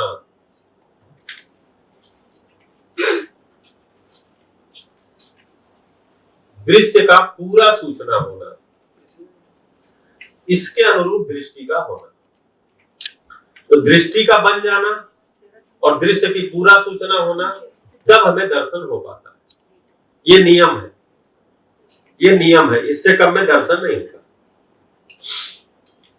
तो अभी जो हम कहते हैं ना, अध्ययन करिए अध्ययन करिए अध्ययन करिए, बार बार किसी से मिलेंगे तो क्या बोलेंगे? अब शिविर बहुत हो गया, अध्ययन करिए। बोलते अध्ययन करिए। हम लोग भी बाबा से मिलते थे, बोलते थे क्या करें? बोलते थे अध्ययन करिए। तो अभी मैं वहां था मानव तीर्थ में 1 जुलाई तक, और 3 जुलाई को गुरु पूर्णिमा थी। तो वहां पर लोगों ने कहा कि भैया आप जो है ना 2 दिन रुक जाओ, 2 दिन रुक के जाओ, अमरकंटक चलेंगे गुरु पूर्णिमा पर। हमने कहा नहीं आप जाइए। बोले अरे आप यहाँ आए हैं तो 2 दिन बाद जाइए। हमने कहा नहीं, एक तो टिकट नहीं मिलेगी ट्रेन की, इतनी आसान तो है नहीं, और दूसरा हम लोगों ने तय किया है कि गुरु से जुड़ा हुआ 4 पर्व आता है साल में। 2 पर्व मतलब जो समाज में प्रचलित है, और 2 पर्व जो है आदरणीय नागराज जी से जुड़ा हुआ है। एक पर्व होता है गुरु पूर्णिमा, ठीक है, वो भी गुरु से जुड़ा हुआ है। एक पर्व होता है शिक्षक दिवस, सरकारी ढंग से, वो भी जुड़ा हुआ है। और एक आता है आदरणीय नागराज जी से जुड़ा हुआ उनका जन्म दिवस 14 जनवरी, और एक आता है उनका पुण्यतिथि 5 मार्च। तो ये 4 दिन जो है मेरे गुरु से जुड़े हुए। तो हमारे परिवार में ये स्वीकृति बन गई थी पहले से ही कि चूंकि जब भी हम लोग आदरणीय नागराज जी से मिलते थे तो बोलते थे अध्ययन करिए अध्ययन करिए अध्ययन करिए। तो हमारा ये तय हुआ है कि हम कहीं भी रहेंगे, ये 4 दिन अपने घर पे रहेंगे और परिवार सहित डेली 1 घंटा अध्ययन करते हैं तो उस दिन 3 घंटा अध्ययन करेंगे। तो जो उनका कहना है, हम उनके जन्मस्थल पे पहुंच के सारे लोग कुछ करेंगे तो उनका कहना था अध्ययन करिए। हमने उन लोगों को कहा नहीं, हम तो घर जाएंगे, क्योंकि हमारे घर पे कमिटमेंट है कि ये 4 दिन तो हम ज्यादा अध्ययन करते हैं। बाकी दिन तो करते हैं 1 घंटा सवा घंटा जो भी है, लेकिन ये दिन 4 दिन हम ज्यादा अध्ययन करते हैं, क्योंकि दृश्य का पूरा सूचना होना। अध्ययन का मतलब ये है कि दृश्य की सूचना पूरी होगी। जब तक दृश्य की सूचना नहीं पूरी होगी तब तक हम अधूरी सूचना के साथ क्या चीज को देखेंगे। तो जब हम दृश्य को पूरी सूचना लिए रहे होते हैं, उसी समय हमारी दृष्टि भी विकसित हो रही होती है। तो परिचय शिविर 1, 2, 3, 4 कर लेने से हमारी दृष्टि में थोड़ा परिमार्जन हो जाता है, इतना होता है। सूचना परिचय शिविर में बहुत कम मिल पाती है, ठीक है, मतलब हर सूचना को, जीवन ज्ञान को, अस्तित्व दर्शन को, मूल्य को छूते हुए निकल जाते हैं। तो परिचय शिविर में हमारी दृष्टि पे काम होता है, दृश्य पे काम अध्ययन शिविर में होता है। तो हमारी दृष्टि बन गई और दृश्य की पूरी सूचना हो गई, तब हमें दर्शन होगा, और दर्शन होगा तो उन्हीं चीजों का होगा, अस्तित्व दर्शन, जीवन ज्ञान और मानवीयता को आचरण। यही समझ में आने की चीज। अस्तित्व क्या है, मैं क्या हूं, और मेरा आचरण क्या है। फिर अस्तित्व क्यों है, मैं क्यों हूं, आचरण क्यों है। फिर अस्तित्व के साथ, अस्तित्व कैसा है, मतलब अस्तित्व के साथ हमें कैसे जीना है, जिसमें पूरा का पूरा जो स्पेस है और जो प्रकृति की मानवेतर प्रकृति की इकाइयां हैं, उनके साथ संतुलन कैसे है, वो आचरण का हिस्सा पूरा उसमें आ जाता है। तो इतना सारे को हम एक्सप्लोर करते हैं या इन्हीं सब चीजों को अनफोल्ड करते हैं, उसी को बोल रहे हैं अभी अध्ययन बिंदु। तो जो अध्ययन के कंटेंट है उनको हम थोड़ा सा गहराई से देखते हैं तो उसको बोलते हैं अध्ययन बिंदु। उसी को और गहराई से देखते हैं दर्शन और वाद शास्त्र के रूप में, तो उसको पूरा हम 6 महीने 8 महीने का अध्ययन बोलते हैं। उसके इन्हीं पॉइंट्स को जो है वो 10 किताबों में लिखा हुआ है। 4 दर्शन, 3 वाद, 3 शास्त्र। दर्शन का मतलब ये जो चीज जैसा है उसको वैसा देखना। तो एक तो मानव कैसा है उसको वैसा देखना, मानव व्यवहार कैसा है उसको वैसा देखना, कर्म करना है तो कर्म किसके साथ करना है, तो शेष प्रकृति के साथ करना है। मानवेतर प्रकृति को शेष प्रकृति बोलते हैं। जो मानव के अलावा, ह्यूमन बीइंग के अलावा जो नेचर है उसको शेष प्रकृति बोलते हैं। मतलब मानव के अलावा जो प्रकृति, तो शेष प्रकृति के साथ कर्म किया जाता है। फिर इसको करते हुए हम कुछ अभ्यास करेंगे। ये समझ में आ गया, व्यवहार समझ में आ गया, कर्म समझ में आ गया, अब हमको अभ्यास करना है। ठीक है, अभ्यास करते हुए हमको अनुभव होगा। तो ये 4 चीजों को दर्शन का नाम दिया गया है। मानव व्यवहार दर्शन, मानव कर्म दर्शन, मानव अभ्यास दर्शन, मानव अनुभव दर्शन। तो ये हमको पहचान में आ जाए, इसके लिए वो 4 किताबें हैं। फिर ये दर्शन हो गया, हमें समझ में आ गया मानव व्यवहार क्या है, कर्म क्या है, अभ्यास क्या करना है, फिर अनुभव की चीज क्या है, ये सब हमको सूचना में आ गया। तो हमारे अंदर कुछ विचार बनते हैं। बातचीत के मतलब विचारों में हमारे, जैसे बोलते हैं ना, भाव स्थिर होते हैं तो विचार निश्चित होते हैं, फिर कार्य व्यवहार। तो ऐसे मेरे विचार में आता है। तो विचार में आता है तो उससे हमारे विचार बनने लग जाते हैं, हमारी भाषा बदलती है, हमारा रोजमर्रा का जिंदगी बदलता है, बातचीत के तरीके बदलते हैं, तो उसको बोलते हैं वाद। अब हम उसको पढ़ते हैं। तो भौतिक जिंदगी, भौतिक चीजों के साथ कैसे जीना है, मतलब भौतिक चीजों के बारे में हमारा क्या विचार है, समाज के बारे में हमारा क्या विचार है, जिसको जन बोलते हैं, जन लोगों के साथ, आदमी के साथ हमारा क्या विचार है। और एक है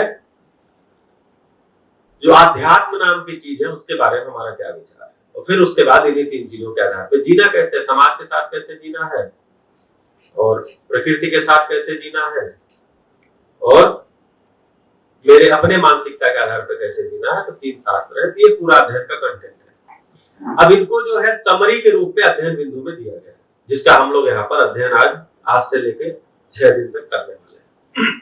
2 तारीख तक हम लोग इसको करने वाले हैं। आप में से बहुत सारे लोगों ने अध्ययन बिंदु पुस्तक भी पढ़ी होगी। बहुत सारे लोग अध्ययन बिंदु, आप लोग पढ़े अध्ययन बिंदु पुस्तक? अच्छा, आप में से बहुत सारे लोग पढ़े ही होंगे और अध्ययन बिंदु शिविर भी किए होंगे।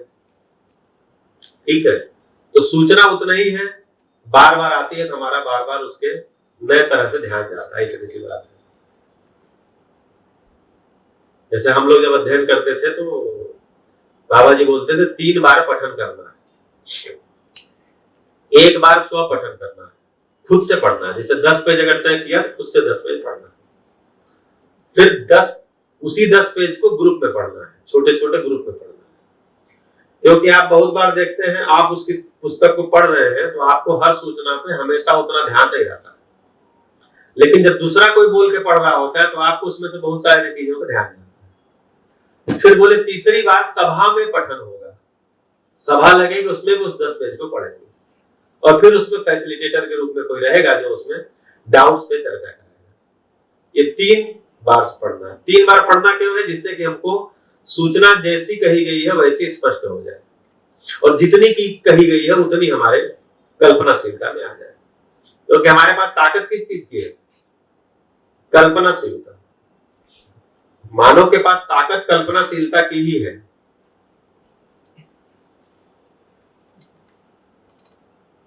जो कुछ भी अच्छे काम करता है इसी कल्पनाशीलता की वजह से करता है, क्योंकि इसी आधार पर कर्म करता है, उसको कर्म स्वतंत्रता भी है। तो कल्पनाशीलता और कर्म स्वतंत्रता हर मानव में जन्मजात है। तो जितने अच्छे काम करता है वो भी पहले कल्पना में आता ही है, उसी के आधार पे अच्छे काम करता है। बुरे काम करता है वो भी पहले कल्पना में आता है, फिर वो बुरा काम करता है। अच्छा काम करके भी फिर कल्पना में लाकर उसका मूल्यांकन करता है, बुरा काम करके भी कल्पना में लाकर उसका मूल्यांकन करता है। तो मूल ताकत हमारी कल्पनाशीलता की है, जो कि हमें पशुओं से अलग करती है। कर्म पशु भी करता है, लेकिन उसके शरीर का डिजाइन कर्म स्वतंत्रता वाला नहीं है। जैसे कभी कभी आप सोशल मीडिया में वीडियो देखते होंगे कि कोई कुत्ता पानी में गिर गया है और दो कुत्ते वहां पर हैं, इधर उधर दौड़ रहे हैं, कभी उसका हाथ मुंह से दबा रहा है, कभी उसका कान दबा रहा है, लेकिन वो निकाल नहीं सकता क्योंकि उसकी बॉडी कर्म स्वतंत्रता वाली नहीं है। अभी आदमी होगा तो क्या करेगा, उसका दोनों पैर पकड़ेगा, उठा के निकाल के बाहर कर देगा, या रस्सी लटकाएगा और उसमें ऐसे लपेटेगा। तो उसके पास उसकी शरीर की डिजाइन भी है। तो मानव को जीवों से अलग मानव इस रूप में है कि उसके पास कल्पनाशीलता है और उसके अनुसार वो कर्म स्वतंत्रता भी उसके पास है।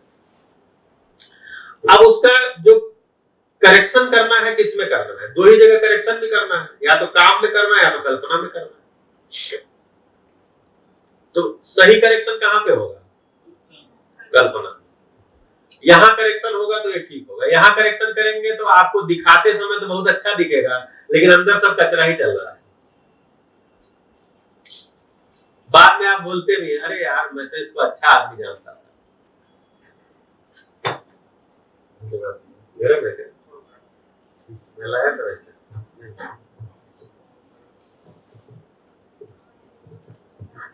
एकदम बढ़िया, उससे मैं लाया। तो हम बोलते भी है कि यार इसको तो मैं अच्छा आदमी जानता था, बताओ क्या था? तो ऐसे था जैसे लगता था कि कितना बड़ा महात्मा है।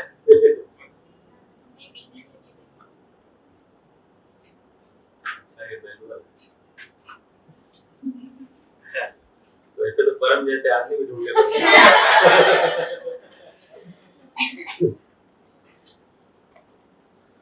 तो बोल भी देते हैं कि भाई आदमी तो अच्छा खासा था, बातें अच्छी करता था, जीता था, लगता था इतना बढ़िया है, ये ऐसा कर गया। तो क्या चीज में बदलाव किया था अपने?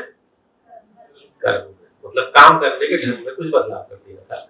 तो हम अच्छे दिखने की ट्रेनिंग कर सकते हैं, अच्छे दिखने की, अच्छे होने की ट्रेनिंग कर सकते हैं, लेकिन उससे आप अच्छे हैं जरूरी नहीं है। अच्छा है वाला पार्ट यहाँ पर। अच्छा, और मजे की बात क्या है कि अगर हमारा दोहरा जिंदगी है कि कल्पना में कुछ और चल रहा है और कर्म कुछ और है, मैंने कल्पना में अच्छा चलता है और कर्म बुरे करते हैं तो भी उसका पीड़ा मुझे ही होगा, और कल्पना में बुरा चलता है, कर्म दिखाने के लिए अच्छे करते हैं तो भी उसका पीड़ा मुझे ही होगा। जैसे कमल जी ने कहा ना अभी कि हमारे साथ असम्मान कितनी बार होता है, उसको देखिए। तो जैसे ही ये बोलते हैं ध्यान किस पे जाता है? दूसरे पर। दूसरे पे आप कितना भी ध्यान दे ले, कितना भी ध्यान दे ले, आप कुछ नहीं कर सकते।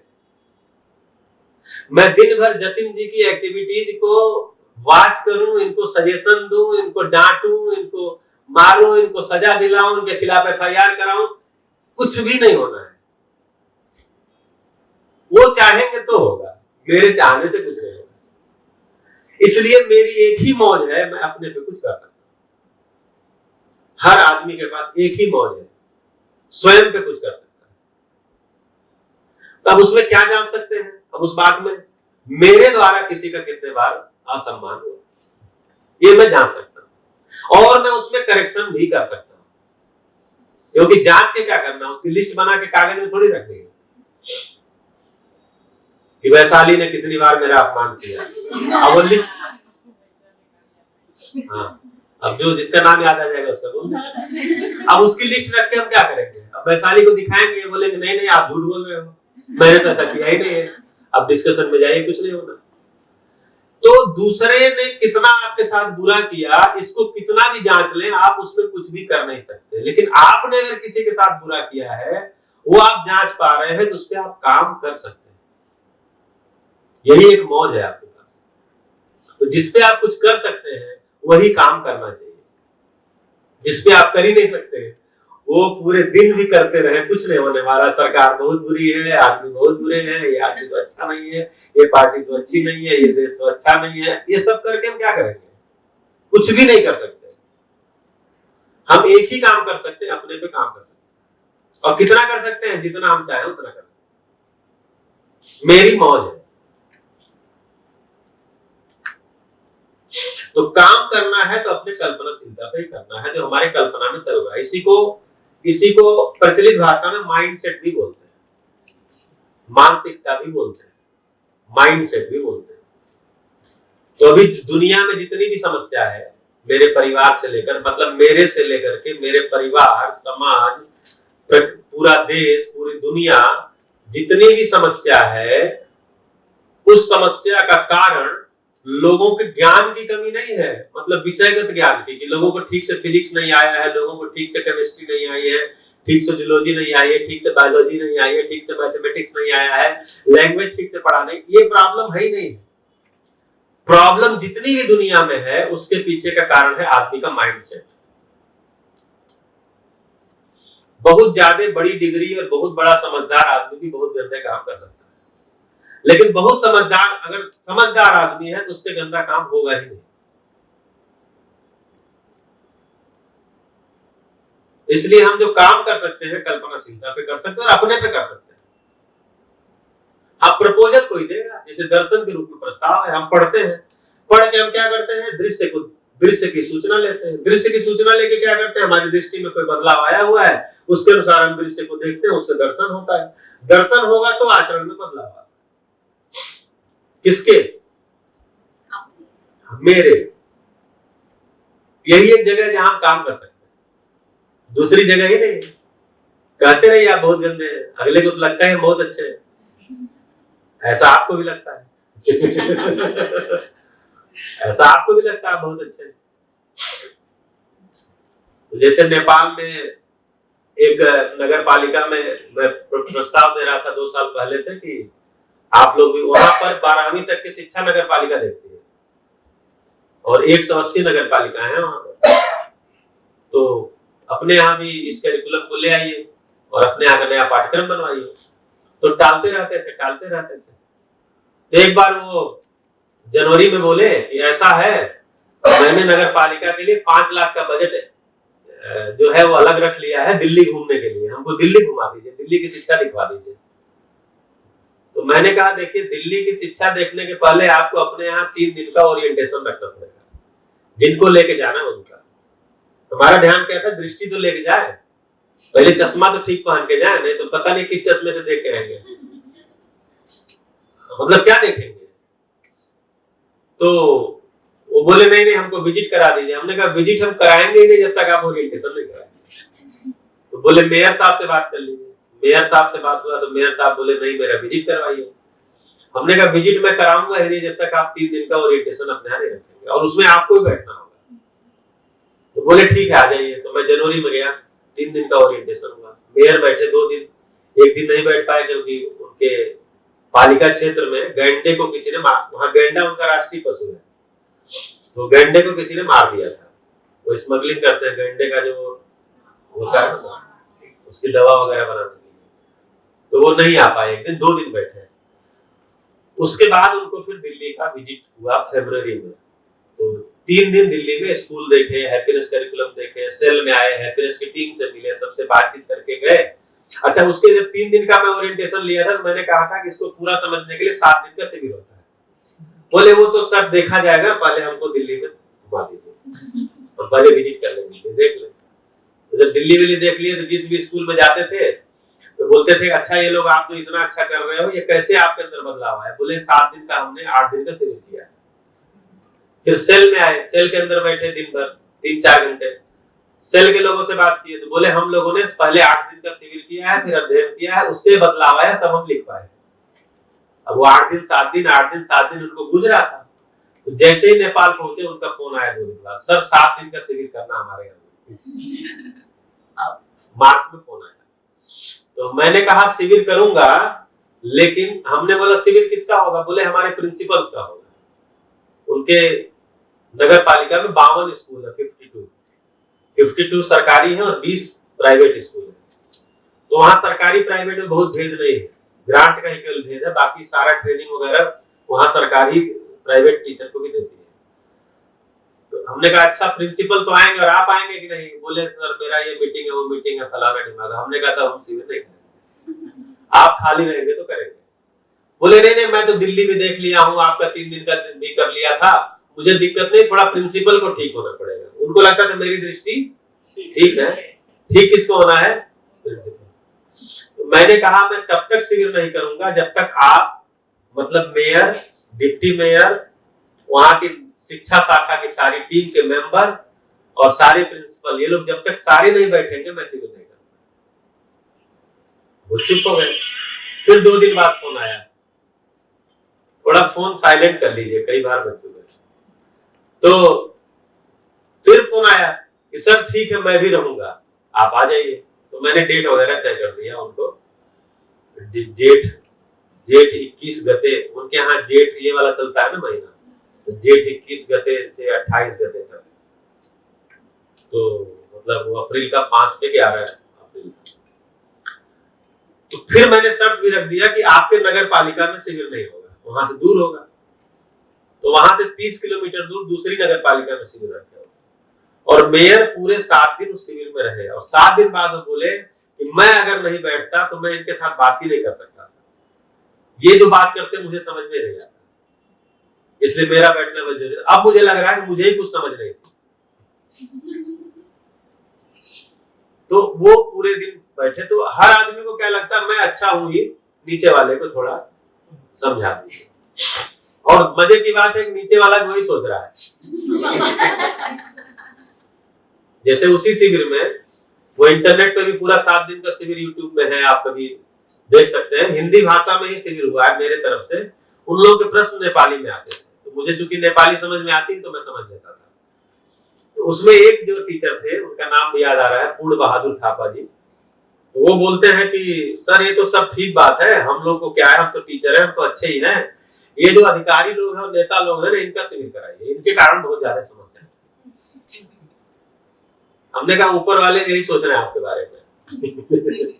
बोले नहीं नहीं इनका बहुत बहुत जरूरी है। वो बार बार इसी बात को बोल रहे हैं। जब भी थोड़ा अच्छा लग जाता था बोलते नहीं नहीं ये तो बहुत अच्छा है सर, लेकिन उनको भी कराइए, उनके कारण समस्या रहेगी, कोई ना कोई दिक्कत आ जाएगी। हमने कहा सर बच्चों के साथ काम करिए, आपके साथ काम कर रहे हैं, आप बच्चों के साथ काम करिए। बोले नहीं उनके साथ भी बहुत जरूरी है। तब मैंने अंत में कहा कि देखिए आदमी के साथ सबसे अच्छी घटना यह है जो मरता है। क्या अच्छी घटना है? तो आदमी के साथ सबसे अच्छी घटना है वो मरता है। ये जितने लोगों की आप शिकायत कर रहे हैं, ये आने वाले 25-30 साल में निपट जाएंगे। क्या हो जाएंगे? निपट जाएंगे। और जिनके साथ मैं आपको काम करने के लिए कह रहा हूं, यही 25-30 साल के बाद उन सब जगहों पे आने वाले हैं। तो आप कहां काम करना चाहेंगे? इन्हीं के साथ काम करेंगे, करना ठीक है ना।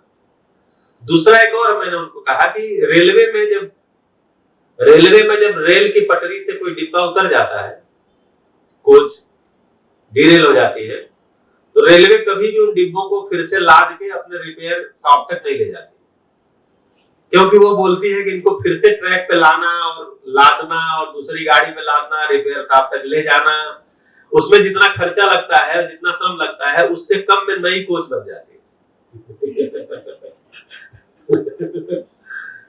जो लोग समझ गए हंस दिए।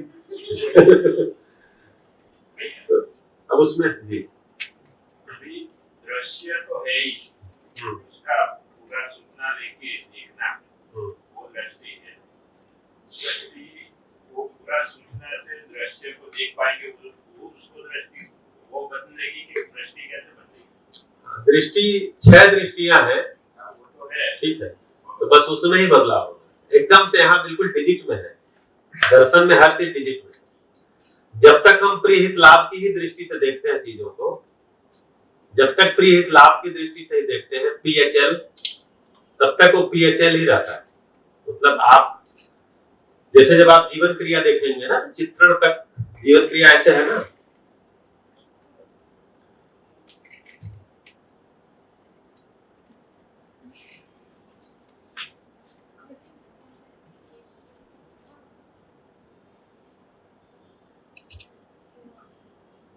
ऐसे फोटो देखे है ना। हाँ दृश्य पूरा है उसका सूचना लेना है कि दृष्टि को बदलना है? दृश्य का सूचना लेना है। दृश्य का सूचना जब पूरा लेते हैं तो दृष्टि में परिमार्जन होता जाता है। पहले शुरू में हमारी सूचना लेने का भी एक तीव्रता बन जाए और सूचना हमको समझ में आने लग जाए, इसके लिए शिविर इसीलिए कहा जाता है जिससे कि हमको बहुत सारे जो शब्द है ना, क्योंकि आप देखेंगे कि जितने शब्द शिविर में आते हैं उनमें के 60% शब्द पुस्तक में बार बार आते हैं, 40% आपको फिर भी परिभाषा संहिता से देखना पड़ता है। तो जब आप शिविर 1, 2, 3 कर लेते हैं, 4 कर लेते हैं तो आपको किताब पढ़ने में सहूलियत हो जाती है। तो थोड़ी दृष्टि तो उस समय हमारी परिमार्जित हो ही जाती है। फिर उसके साथ हम अध्ययन करते हैं। जब अध्ययन करते हैं तो अध्ययन करने के दौरान हमारी दृष्टि में और ज्यादा परिमार्जन होता है। दोनों साथ साथ चलता रहता है। लेकिन हम केवल दृष्टि मतलब दृश्य के दर्शन करने के लिए ही दृष्टि का परिमार्जन चाह रहे हैं, क्योंकि जब कह रहे हैं अनुभव ही लक्ष्य है, तो इसका गेटवे यहीं पर है, साक्षात्कार शुरू होना। इसके पहले क्या चित्रण तक हम रुके रहते हैं। अभी जीवन क्रिया को और करेंगे तो ठीक ढंग से चित्रण तक रुके रहते हैं। यहाँ आस्वादन 3 प्रकार का होता है। और कौन सा? रुचि, मूल्य और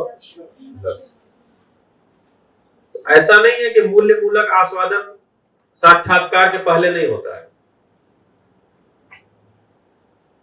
साक्षात्कार के पहले इसकी निरंतरता नहीं होती है, तो ये क्या है, अपना पराया में ही होता है सारा। मतलब हम किसी न किसी आवेश को ही मूल्य के रूप में पहचानते रहते हैं। ऐसे ही लक्ष्य देखेंगे तो अभी चित्रण तक अगर हम टिके हुए तब भी हमारा लक्ष्य है ही है, लेकिन ये लक्ष्य जो है बार बार खत्म हो जाता है। जैसे नौकरी पाना लक्ष्य, अच्छे नंबर पाना लक्ष्य, अच्छी शादी हो जाना, संतान हो जाना, उनकी पढ़ाई कर लेना, मकान लेना, ये सब लक्ष्य है ही है, लेकिन ये बदलता रहता है, चित्रण तक ही है। जब हम इसके ऊपर आते हैं साक्षात्कार बोध पूर्वक, तो ये लक्ष्य जो है हमको पहचान में आ जाता है। मानव होने का लक्ष्य क्या है वो पहचान में आ जाता है। तो दृष्टि हमारी जो है उसमें परिमार्जन का यही मामला है कि जितना ये अनिरंतर चीजें हैं, टेम्पररी चीजें हैं, उनमें ही सुख तलाशने की जो हमारी बाध्यता हो गई है, उनमें ही सुख तलाशने का जो हमारा अभ्यास बन गया है, उसमें बदलाव हो जाता है। ये बदलाव होता है कि इसमें जितना सुख है उतना ही मिलेगा, इसमें सुख नहीं मिलेगा ऐसा नहीं कह रहे। चित्रण तक जो चीजें हैं, 4.5 क्रिया में जितना कंटेंट है उसमें जितना सुख मिलना है उतना ही मिलेगा, उससे ज्यादा मिलेगा नहीं। उससे ज्यादा समय लगाना, उससे ज्यादा श्रम लगाना बेकार जाएगा। कितनी भी वैरायटी में जाएंगे उससे निरंतरता की संभावना नहीं है। ये दृष्टि में बदलाव।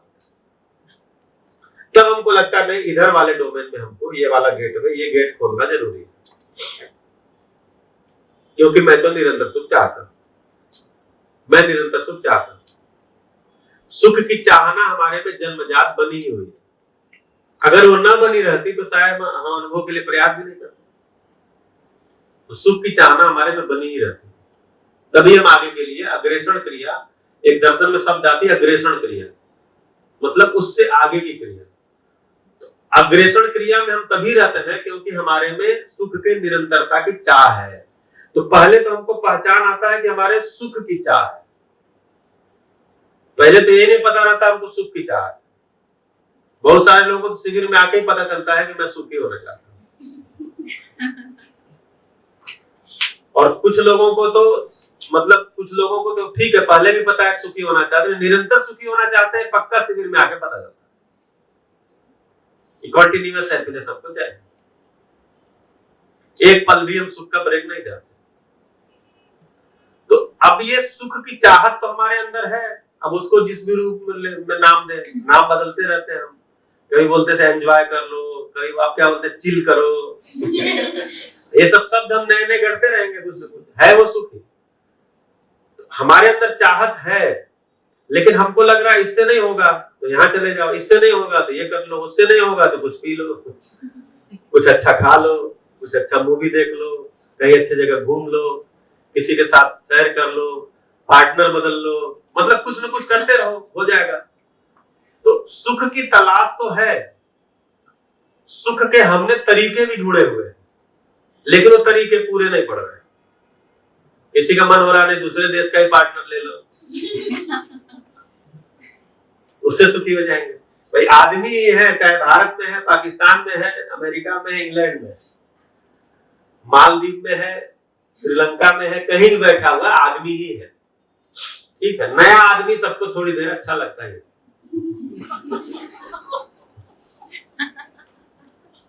आप क्यों जाते हैं, इनसे मिलके आते हैं, थोड़ा उनसे मिलके आते हैं, क्योंकि अब इनको देख देख के बोर हो चुके हैं।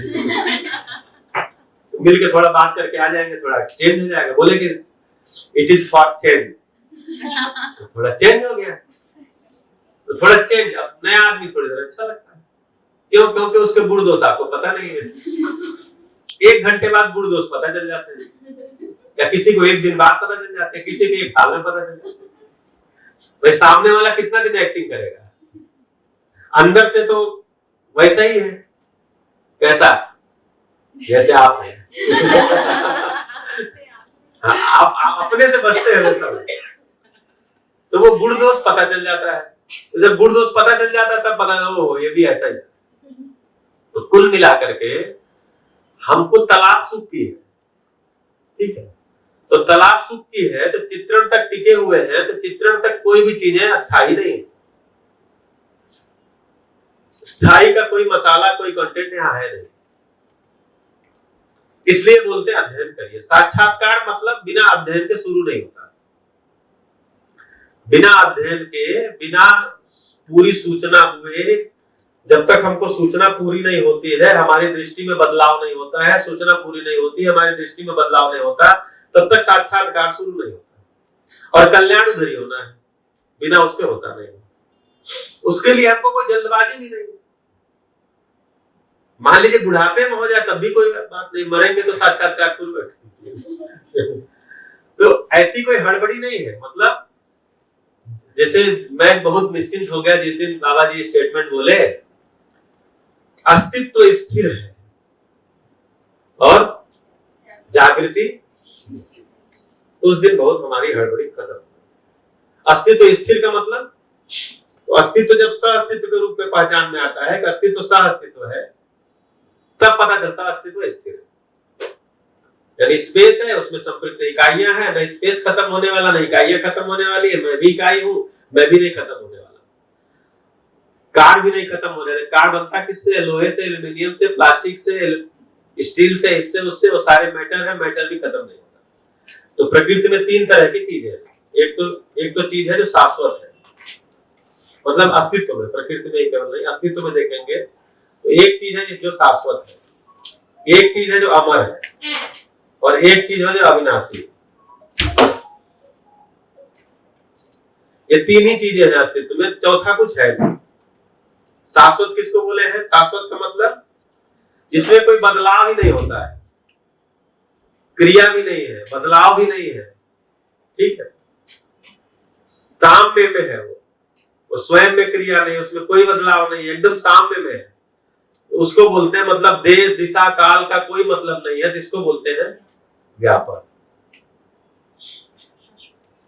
इसको शाश्वत बोलते हैं। एक अमर चीज है, क्या चीज? तो जिसके गठन में बदलाव नहीं होगा, मतलब गठन हो चुका है, मतलब गठन में कोई बदलाव नहीं होगा। अब उसको गठन के लिए कुछ अलग से नहीं चाहिए, नहीं तो उसके पहले क्या है?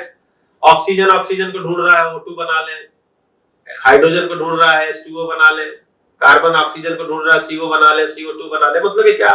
ये गठन के लिए प्रयासरत है। तो ये इसको बोले हैं अविनाशी। ये गठन तो करते हैं लेकिन अविनाशी है, जिसको गठनशील बोलते हैं। इनका नाश नहीं होता, इनका रूप बदलता रहेगा, इनका आकार बदलता रहेगा, इनका गुण बदलता रहेगा, स्वभाव धर्म नहीं बदलेगा, क्योंकि स्वभाव धर्म तो अवस्था का होता है। तो इनको अविनाशी बोलते हैं। नाश नहीं होगा, कार खत्म हो जाएगी लेकिन कार का मटेरियल खत्म नहीं होगा। बिल्डिंग गिर सकती है लेकिन बिल्डिंग का मटेरियल अविनाशी है, उसका नाश नहीं होगा। क्योंकि छोटा क्या है? सबसे न्यूनतम क्या है? एटम रहेगा ही रहेगा, ठीक है।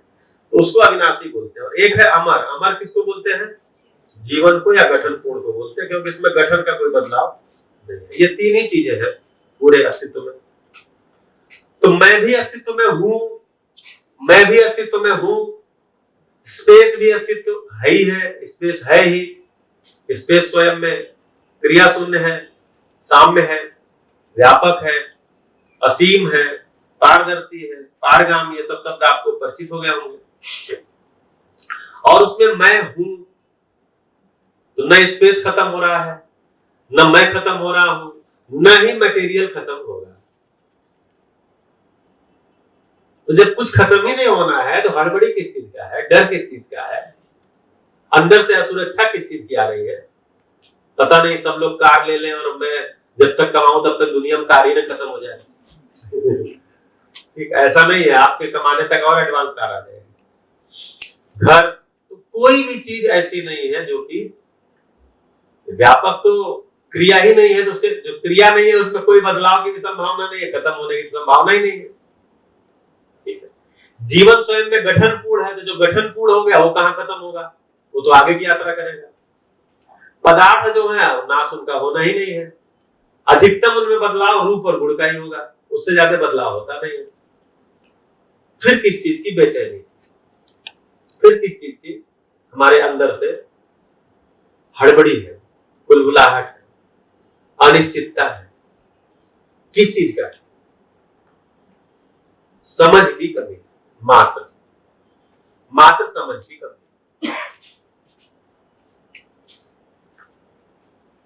समझ क्या चीज है? दर्शन होना, यानी दृश्य का दर्शन होना और उसके लिए दृष्टि का विकास। ये कार्यक्रम हो जाता है तो हमारी समझ में आ जाता है। जब समझ में आ जाता है तो हम प्रभावित नहीं होते। जैसे एक सूत्र है, एक शब्द है क्षमा। क्षमा किसको बोलते हैं? माफी। जाओ तुमको माफ किया, तुम भी क्या याद रखोगे? और जो ये बोलता है जाओ तुमको माफ किया, वो अंदर से सोचता मेरा समय तो आने दो। तो माफ तो किया नहीं, केवल बोल दिया जाओ माफ किया। लेकिन एक क्षमा शब्द है तो इसका क्या मतलब? अभी कमल भैया उसकी चर्चा भी कर रहे थे। क्षमा, जिस चीज से प्रभावित होना बंद हो जाए, जहाँ पे उसको क्षमा, जो घटना है उससे प्रभावित ना हो, व्यक्ति उससे प्रभावित ना हो। बिल्कुल। एक व्यक्ति यह है, मुझे आदमी अच्छा बनाना नहीं आता, आदमी का फोटो अच्छा बनाना नहीं आता।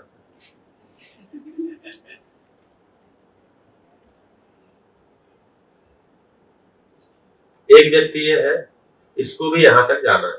एक व्यक्ति ये है, इसको भी यहां तक जाना है। अगर ये पता चल गया तो ये लक्ष्य है। तो मान लीजिए मैं हूं और ये दूसरा है, तो मुझे भी यहां तक जाना है, इसको भी यहां तक जाना है।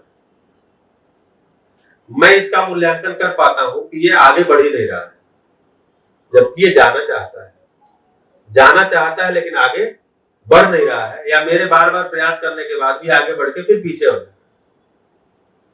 ऐसा हो रहा है, ऐसा मैं देख पा रहा हूं। तो मैं प्रयास क्या कर रहा हूं कि ये भी जागृति की तरफ जाए। मैं क्या प्रयास कर रहा हूं? ये भी जागृति की तरफ जाए। ये उधर जाता नहीं है, तो इसमें क्या होता है? तो इधर की तरफ गया, इधर की तरफ जाना विकास है और इधर की तरफ जाना ह्रास है, नेगेटिव पक्ष। मतलब यहां तक गया, इधर आ गया, तो कभी इधर गया, कभी इधर आया। तो विकास क्रम में, यानी विकास में, विकास क्रम हालांकि शब्द यहाँ परमाणु के लिए लिया गया है, लेकिन विकास मतलब जागृति यहाँ लिखा नहीं है, एक्चुअली जागृति होगा। तो विकास एक जनरल टर्म में देख लीजिए, तो विकास इधर की ओर है। मैं चाह रहा हूं ये विकास करे, लेकिन इसमें बार बार ह्रास हो जा रहा है। तो विकास के रास्ते पर हम ह्रास पक्ष से प्रभावित ना हो, यही क्षमा है।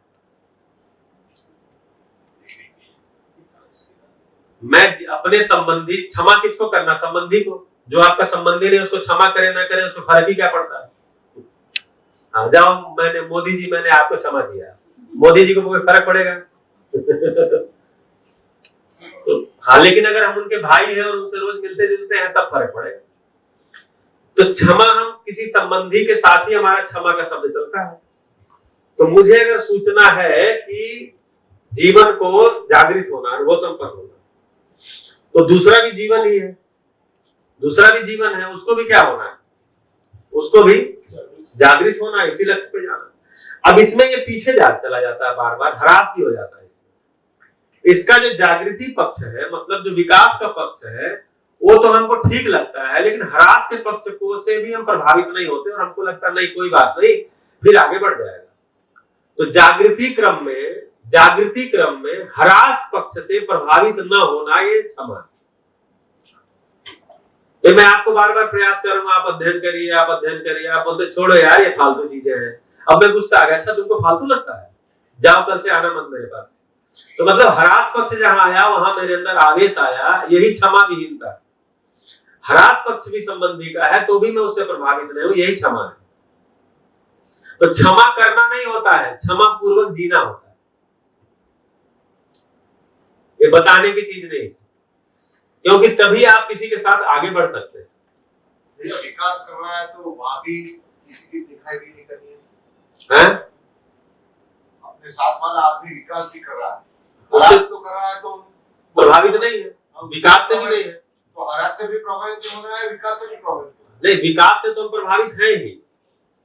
विकास चूंकि हमारा पॉजिटिव दिशा की गति है, तो जो उसमें होता है ना कि दूसरों की अयोग्यता से प्रभावित न होना अपनी योग्यता है, ठीक है। तो विकास क्रम में तो एक आता है, आप देखेंगे जब जीवन विद्या एक परिचय पढ़ेंगे, आप में से बहुत से लोग पढ़े होंगे, और मैंने बात भी किया था बाबा जी से कि अगर हम समझदार हो गए तो पहला मेरे अंदर क्या बदलाव आएगा, मैं कैसे जांचूंगा। तो बोले समझ आपको हो रही है या हो गई है, इसका पहला परिणाम आएगा कि आपके अंदर स्वयं के प्रति विश्वास आएगा, सेल्फ के प्रति, कि मैं जीवन हूं, शरीर को चलाता हूं, समाधान मेरा लक्ष्य है और मुझे पता चल गया और मैं इस रास्ते पे जाऊंगा, और इसमें किसी और दूसरे का मेरी जागृति को हरास करने का कोई भी प्रयास कर ही नहीं सकता है। वो कर सकता हूं तो मैं ही कर सकता हूं। तो बोले स्वयं के प्रति विश्वास आता है। दूसरा क्या आता है, बोले तब आप श्रेष्ठता को पहचान पाते हो और श्रेष्ठता से प्रभावित भी होते हैं। तो बोले दूसरा श्रेष्ठता का सम्मान। तो श्रेष्ठता से प्रभावित होना ही है, लेकिन श्रेष्ठता की पहचान होगी तब, पहचान नहीं है तो प्रभावित कैसे होगा। लेकिन श्रेष्ठता के क्रम में हरास पक्ष पे बार बार ध्यान जाना, तो उससे मेरी ही गति प्रभावित होती है। इसलिए हरास पक्ष से अप्रभावित रहना, इसको क्षमा बोले। क्योंकि आदमी क्या होगा, या तो अच्छा होगा या तो बुरा होगा, अच्छा होगा या बुरा होगा। अच्छा होगा तो हमारे लिए ठीक है, बुरा हो गया नहीं, जाओ हटो यहां से, अब ये क्षमा नहीं। बुरा है तो भी आदमी ही है, जागृत होना ही है, बुरा है तो भी हम उसके साथ चल सकते हैं क्षमा पूर्वक, और कोई तरीका नहीं। अपने में भी आ सकता है, अपने भी अपने देखते हैं कि विकास की गति में जाते हैं, कभी भी कुछ रास दिखता है अपने मन में, तो वहां पे भी ये क्षमा चीज। क्षमा शब्द दूसरों के लिए ही है, अपने पे भी लगा सकते हैं, है वो दूसरों के लिए। जैसे अपने हरास पक्ष का तो हम मूल्यांकन कर ही पा रहे हैं ना, और उस पर काम शुरू कर दे रहे हैं। दूसरे के हरास पक्ष का मूल्यांकन कर पा रहे हैं, काम नहीं कर पा रहे हैं, लेकिन प्रभावित भी नहीं हो रहे हैं। अपने राज से कभी कभार अपने ही अपराध बोध पे फिर चले जाते हैं कि हम अपराध कर रहे हैं, वो समझ नहीं रहे, वो सवाल अभी हो जाता है। हाँ, तो वो कह सकते हैं उसको क्षमा, लेकिन ये दूसरों के रेस्पेक्ट में ही आता है। अपने ही हरास पक्ष से प्रभावित हो जाना, इसका मतलब हमको जो है जागृति की प्यास को है, तड़प भी तो है, हमारी योग्यता नहीं बन पा रही है, ठीक है। तो उसमें हमको फिर किसी की मदद की जरूरत पड़ती है। अगर हम अपने ही हरास पक्ष से प्रभावित हो गए हैं तो उसमें हमको किसी की मदद की जरूरत पड़ती है, ये अनिवार्य है। या तो हम इतने हालांकि कमजोर हो ही गए तभी हरास पक्ष से प्रभावित हुए, ठीक है, नहीं तो अगर मजबूत रहते तो प्रभावित नहीं होते, अगर मजबूत है तो प्रभावित होंगे ही नहीं।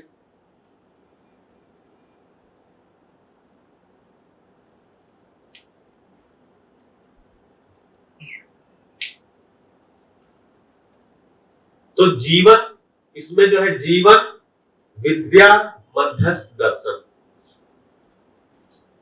और इसमें पोषण की आवश्यकता है। नमस्ते।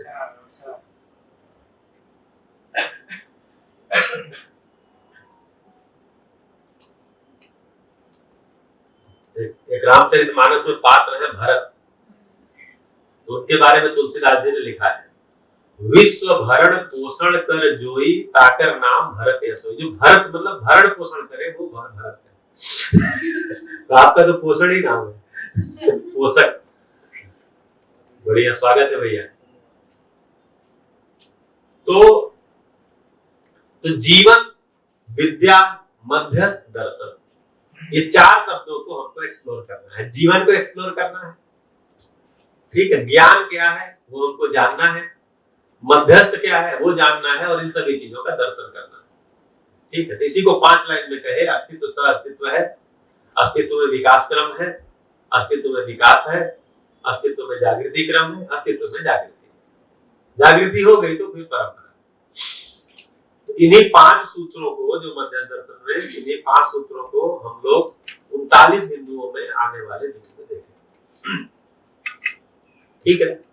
तो पुस्तक का रेफरेंस ले सकते हैं जब मूल्य वगैरह की चर्चा करेंगे, लेकिन चूंकि इसको शिविर फॉर्म में ही चलाना है तो पुस्तक को भी बीच बीच में हम देख लेंगे जब देखने की आवश्यकता होगी।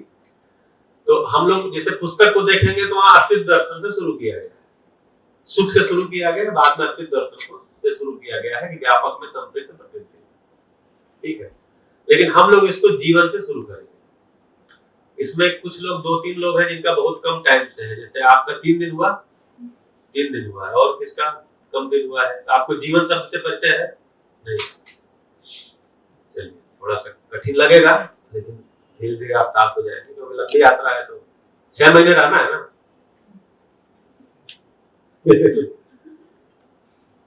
हमें तो पता चलता है कि अच्छा ये तो विज्ञापन निकाले थे नौकरी के लिए, बिठा दिए ट्रेनिंग में।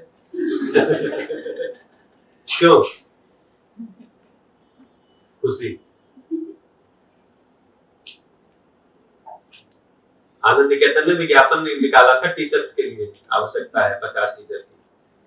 उसमें से 300 लोगों में से 50 लोगों को सेलेक्ट किया। जब सेलेक्ट किया तो बोले आपकी 1 साल तक ट्रेनिंग चलेगी, तो उसमें बहुत सारे लोग भाग गए। बोले हम तो नौकरी के लिए आए। हालांकि ट्रेनिंग में भी स्टाइपेंड देने का उन्होंने कुछ किया होगा, लेकिन अब आपको धीरे धीरे लग रहा होगा स्टाइपेंड से बड़ी चीज मिल रही है, ठीक है। क्योंकि मानव को मानव समझ में आ जाए, इससे बड़ा कोई उपलब्धि नहीं। मुझे जिंदगी समझ में आ जाए, इससे बड़ी कोई उपलब्धि नहीं।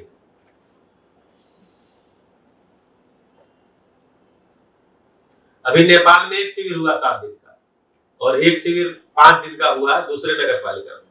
अभी नेपाल मध्य बिंदु, जैसे पूरा नेपाल ऐसे है 1024 किलोमीटर, मेची से महाकाली, मतलब मेची नदी है, इधर महाकाली, इसके बीच में कुल 1024 किलोमीटर की लंबाई है। पूरा लंबाई में नेपाल है। इसके ठीक बीच में 512 किलोमीटर पर मध्य बिंदु आता है, मिड पॉइंट।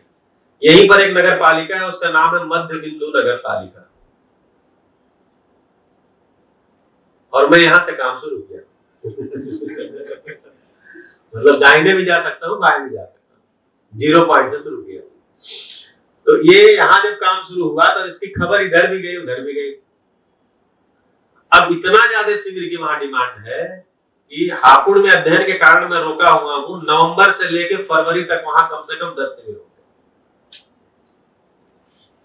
हर नगर पालिका शिविर जा रही, क्योंकि वहां पर जो टीचर शिविर में आए उनका जो भाषा में बदलाव आ रहा है, या जो उनका मेयर का लोग रिकॉग्नाइज कर पा रहे हैं, मेयर में ही बदलाव आया है बहुत सारा। तो उसके पीछे कारण यह है कि एक तो लगातार वो जुड़े हैं, अध्ययन कर रहे हैं, पाठ्यक्रम बन रहा है। तो हर महीने में 4 दिन के लिए जाता हूँ, तो पाठ्यक्रम बनवाऊंगा तो क्या करूंगा, अध्ययन ही कराऊंगा तभी तो पाठ्यक्रम बनेगा। तो पाठ्यक्रम बन रहा है, विजयदशमी के दिन पाठ्यक्रम वहां लॉन्च हो जाएगा, हमरो खुशी नाम से, आवर हैप्पीनेस। तो अब वो पाठ्यक्रम भी बन रहा है, तो उससे जो बदलाव है, वहां बदलाव क्यों जल्दी आता है, क्योंकि उनके अंदर कंडीशनिंग अभी कम है। उनको अनलर्न कम करना, सीधे लर्निंग करनी, लर्निंग ज्यादा करनी है। लर्निंग हो जाती जल्दी, लर्न नहीं करना है, अनलर्न कम करना है। हमारे पास क्या है, लर्निंग इतनी ज्यादा है। जैसे एक आदमी, एक बच्चा जब चलना शुरू किया तो उसके घर वालों ने उसको हाथ नीचे और पैर ऊपर करके चलाने का अभ्यास करा दिया। हाथ के बल चलना है, पैर ऊपर रखना है, ऐसा अभ्यास करा दिया। और ऐसा अभ्यास करते हुए 15-20 साल तक वो चलता रहा। एक दिन कोई मिला और बोला, अरे तुम उल्टा चल रहे हो, सीधा करो पैर नीचे होता, हाथ ऊपर होता है, तो उसको लगता नहीं ये उल्टा बता रहा है।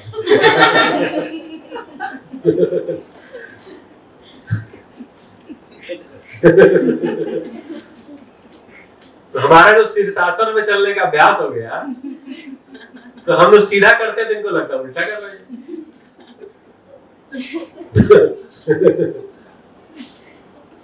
क्यों, सही है ना? तो ये वाला मामला आ जाता है, वहां ये वाला मामला थोड़ा कम है, वो लोग जल्दी चीजों पे ध्यान चला जाता है।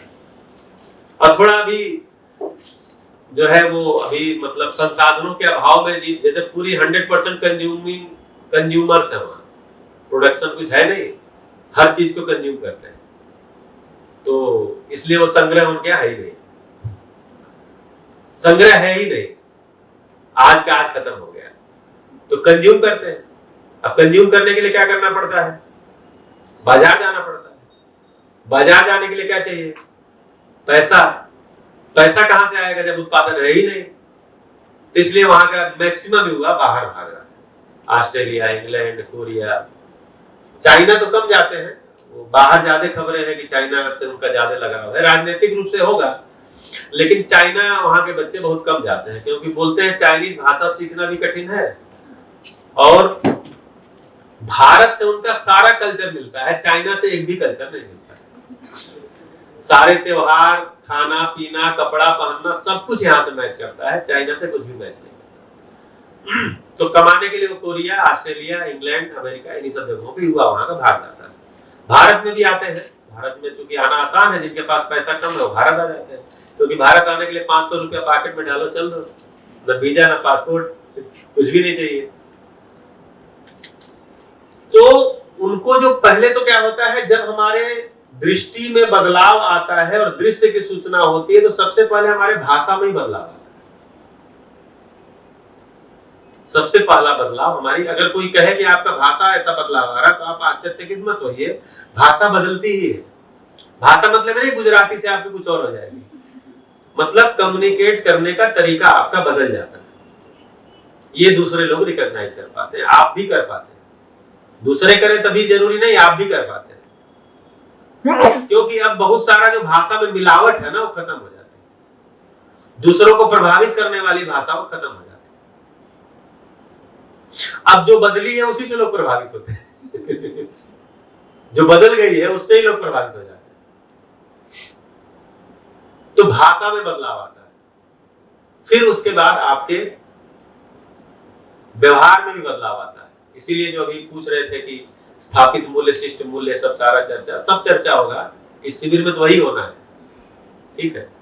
कैसे मूल्य एक दूसरे से में समाते हैं। एक्चुअली हमको जो अभ्यास करना है वो शिष्टता का ही करना है, स्थापित का अध्ययन करना है, क्योंकि स्थापित का मतलब ये वो है मेरे अंदर। स्थापित मूल्य, सभी को स्थापित मूल्य तो पता है ना, कुछ लोगों को नहीं पता होगा, जैसे आपका क्या नाम है? मुग्धा। मुग्धा को नहीं पता होगा। एक मुग्धा हमारे उसमें भी थी, हैप्पीनेस की टीम में भी थी, तो धीरे धीरे खैर पता चल जाएगा। तो स्थापित का मतलब ये है वो मेरे में है, हर जीवन में है ही, स्थापित है। तो जो स्थापित है उसका अध्ययन करना है, उसकी सूचना लेनी है। अभ्यास शिष्टता का करना है, विश्वास का अभ्यास सौजन्यता के रूप में, सम्मान का अभ्यास सौहार्दता के रूप में, मतलब दूसरा भी मेरे जैसा ही है। जितना जितना मेरे अंदर स्पष्ट होगा कि दूसरा भी मेरे जैसा ही है, ये जानबूझ के गलती नहीं करता है जैसे मैं जानबूझ के नहीं करता। अभी क्या होता है कि दूसरा तो जानबूझ के करता है, मुझसे गलती हो जाती है, मुझसे गलती हो जाती है, इंसान हो जाती है, लेकिन दूसरा ने कर दिया तो इसने जानबूझ के किया है और मैं जानता हूं कि इसने जानबूझ के किया। तो ये जो मूल्यांकन है, अब इसमें सम्मान ढूंढते रहिए आप, तो सौहार्दता पूर्वक ही सम्मान तक आप पहुंच सकते हैं। तो सौहार्दता, सम्मान का अभ्यास, सम्मान आपके अंदर महसूस हो, आपके अंदर भाव पकड़ में आए, इसके लिए सौहार्दता का अभ्यास, दूसरा भी मेरे जैसा ही है, इसका अभ्यास हम कर सकते हैं। तो शिष्टता का अभ्यास, उदारता का अभ्यास, सहजता का अभ्यास। तो उससे हमारे अंदर ही जो मूल्य है स्थापित है वो हमारे अंदर ही पहचान में आएंगे, क्योंकि आना पहचान अंदर ही है। तो जितना जितना हम शिष्टता का अभ्यास करते हैं उतना उतना मेरे अंदर स्थापित मूल्य पकड़ में आते हैं, उतना उतना मेरे अंदर मानव मूल्य पहचान में आता है। यानी धीरता, वीरता, उदारता मेरे अंदर आने ही लगती है। फिर सुख, शांति, संतोष, आनंद, जिसको जीवन मूल्य कहते हैं, उसकी तरफ हम बढ़ जाते हैं।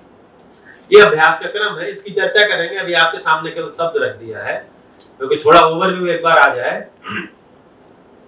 तो अभ्यास ऐसे ही करना है मानव के साथ, तो शिष्टता का ही अभ्यास करना है। अभी प्रयास पूर्वक, अभ्यास पूर्वक तो हमको सूचना मिलती रहे, सूचना मिलती रहे, सूचना मिलती रहे, उस सूचना का अभ्यास भी करना है, उस सूचना का अभ्यास भी करना है। तो जो अभ्यास है वो शिष्टता का ही अभ्यास है। जितना जितना हम शिष्टता का अभ्यास करेंगे, शिष्ट मूल्यों का, शिष्टता मतलब शिष्ट मूल्यों का, उतना उतना मेरे अंदर स्थापित मूल्य पहचान में आएंगे। आना मेरे में ही है, फिर मेरे में ही संबंध भी पहचान में आएंगे। क्योंकि संबंध कहाँ है तो हमें लगता बाहर है, संबंध भी मेरे अंदर ही है, संबंधी बाहर है। जैसे मैं स्वयं, मैं अगर बैठा हूं तो मैं किसी का, मैं पुत्र भी हूं, मैं पिता भी हूं, मैं पति भी हूं, और मैं स्टूडेंट भी हूं, मैं टीचर भी हूं। मैं अगर सरकार में सेवा करता था तो सरकार मेरे लिए साथी थी, मैं उसका सहयोगी भी था। मैं कंपनी चलाता हूं तो मैं साथी हूं। तो एक ही आदमी, सारे ही संबंध उसके अंदर है। मतलब एक ही आदमी, आप देखिए, एक आदमी अकेले सारे संबंधों का धारक वाहक है।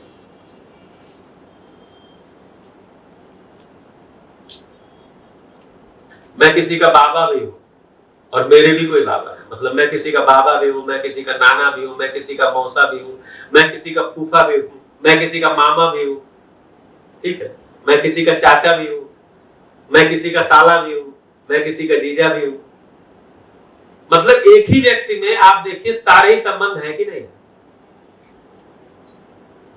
तो संबंध मेरे में ही है, संबंधी बाहर है। तो संबंध पहचान में आता है तो मेरे में ही आएगा, उसका निर्वाह मूल्यों के रूप में होगा। इसलिए सारी सूचना लेना, 7 संबंधों की सूचना लेना, 30 मूल्यों की सूचना लेना, चरित्र 3 है इनकी सूचना लेना, नैतिकता 3 है इनकी सूचना लेना, 10 क्रियाओं को पहचान पाना, अपने अंदर देख पाना, उन क्रियाओं को बार बार ध्यान जाना मेरे ऊपर, और साक्षात्कार शुरू नहीं हुआ है इसको पहचान पाना। क्योंकि मेरा सुबह से शाम तक का अगर टोटल पूरा कल्पनाशीलता 4.5 क्रिया में दौड़ती है, इसका मतलब क्या है कि मेरी सुबह जगने से लेकर के रात के सोने तक और सपने में भी मैं केवल और केवल टेम्पररी चीजों पर ही मेरा ध्यान जाता है, सुविधा वाली चीजों पर ही मेरा ध्यान जाता है। इसका मतलब मैं 4.5 क्रिया में जीता। मेरी कल्पनाशीलता उतनी ही। 4.5 क्रिया और सुविधा का मतलब है वो सारी की सारी चीजें गणितात्मक भाषा में फिट होती है। इस ब्लॉक में जितनी भी चीजें हैं वो गणितात्मक भाषा में फिट होती है, मैथमेटिकल लैंग्वेज।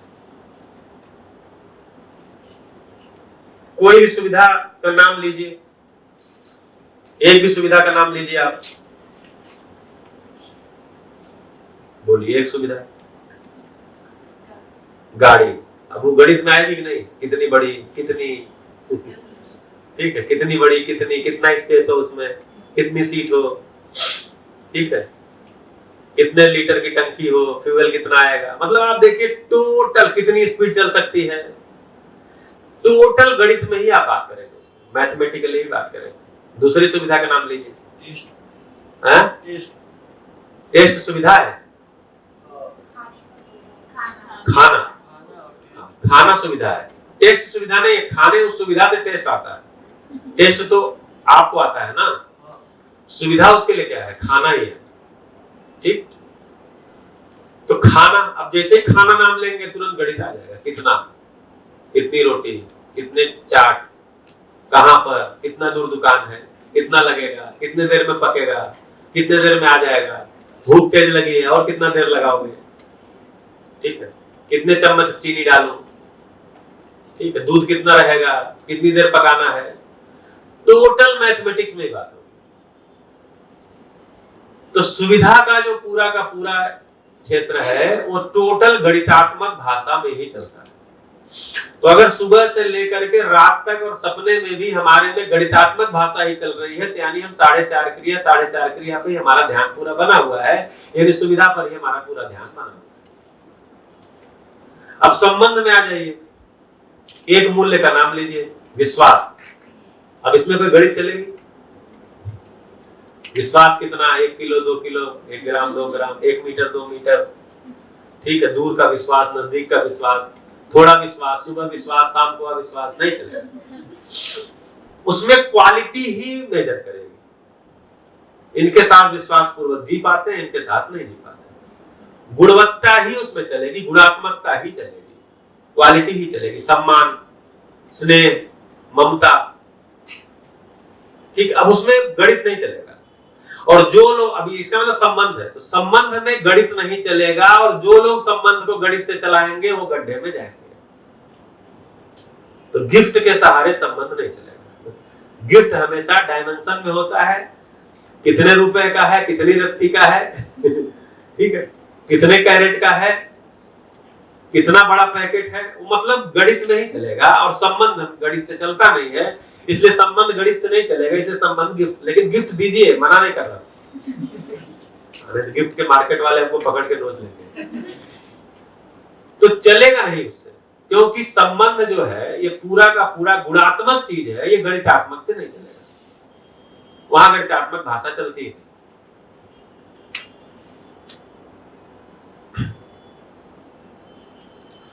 तो यहां तक पूरा गणितात्मक भाषा चलेगी, यहां तक गुणात्मक भाषा चलती है। उसके बाद पूरा बोध तक जब आए, चित्त तक गुणात्मक भाषा चलेगी, उसके बाद आएंगे तो पूरा का पूरा कारणात्मक भाषा चलती है।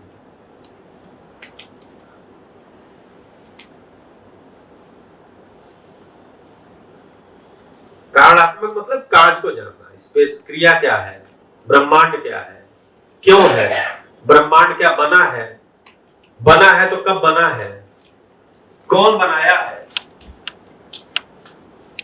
जैसे एसी चल रहा है, तो एसी चल रहा है तो इसमें गणित चलेगी, टेम्परेचर कितना है, कितने का है, कितना एरिया कवर करता है, कितने टन का है, कितने रुपए का आया है, ठीक है, ये सब गणित में चलेगा, ये सब गणित में चलेगा। तो माइक कुछ बैठने का लगता है।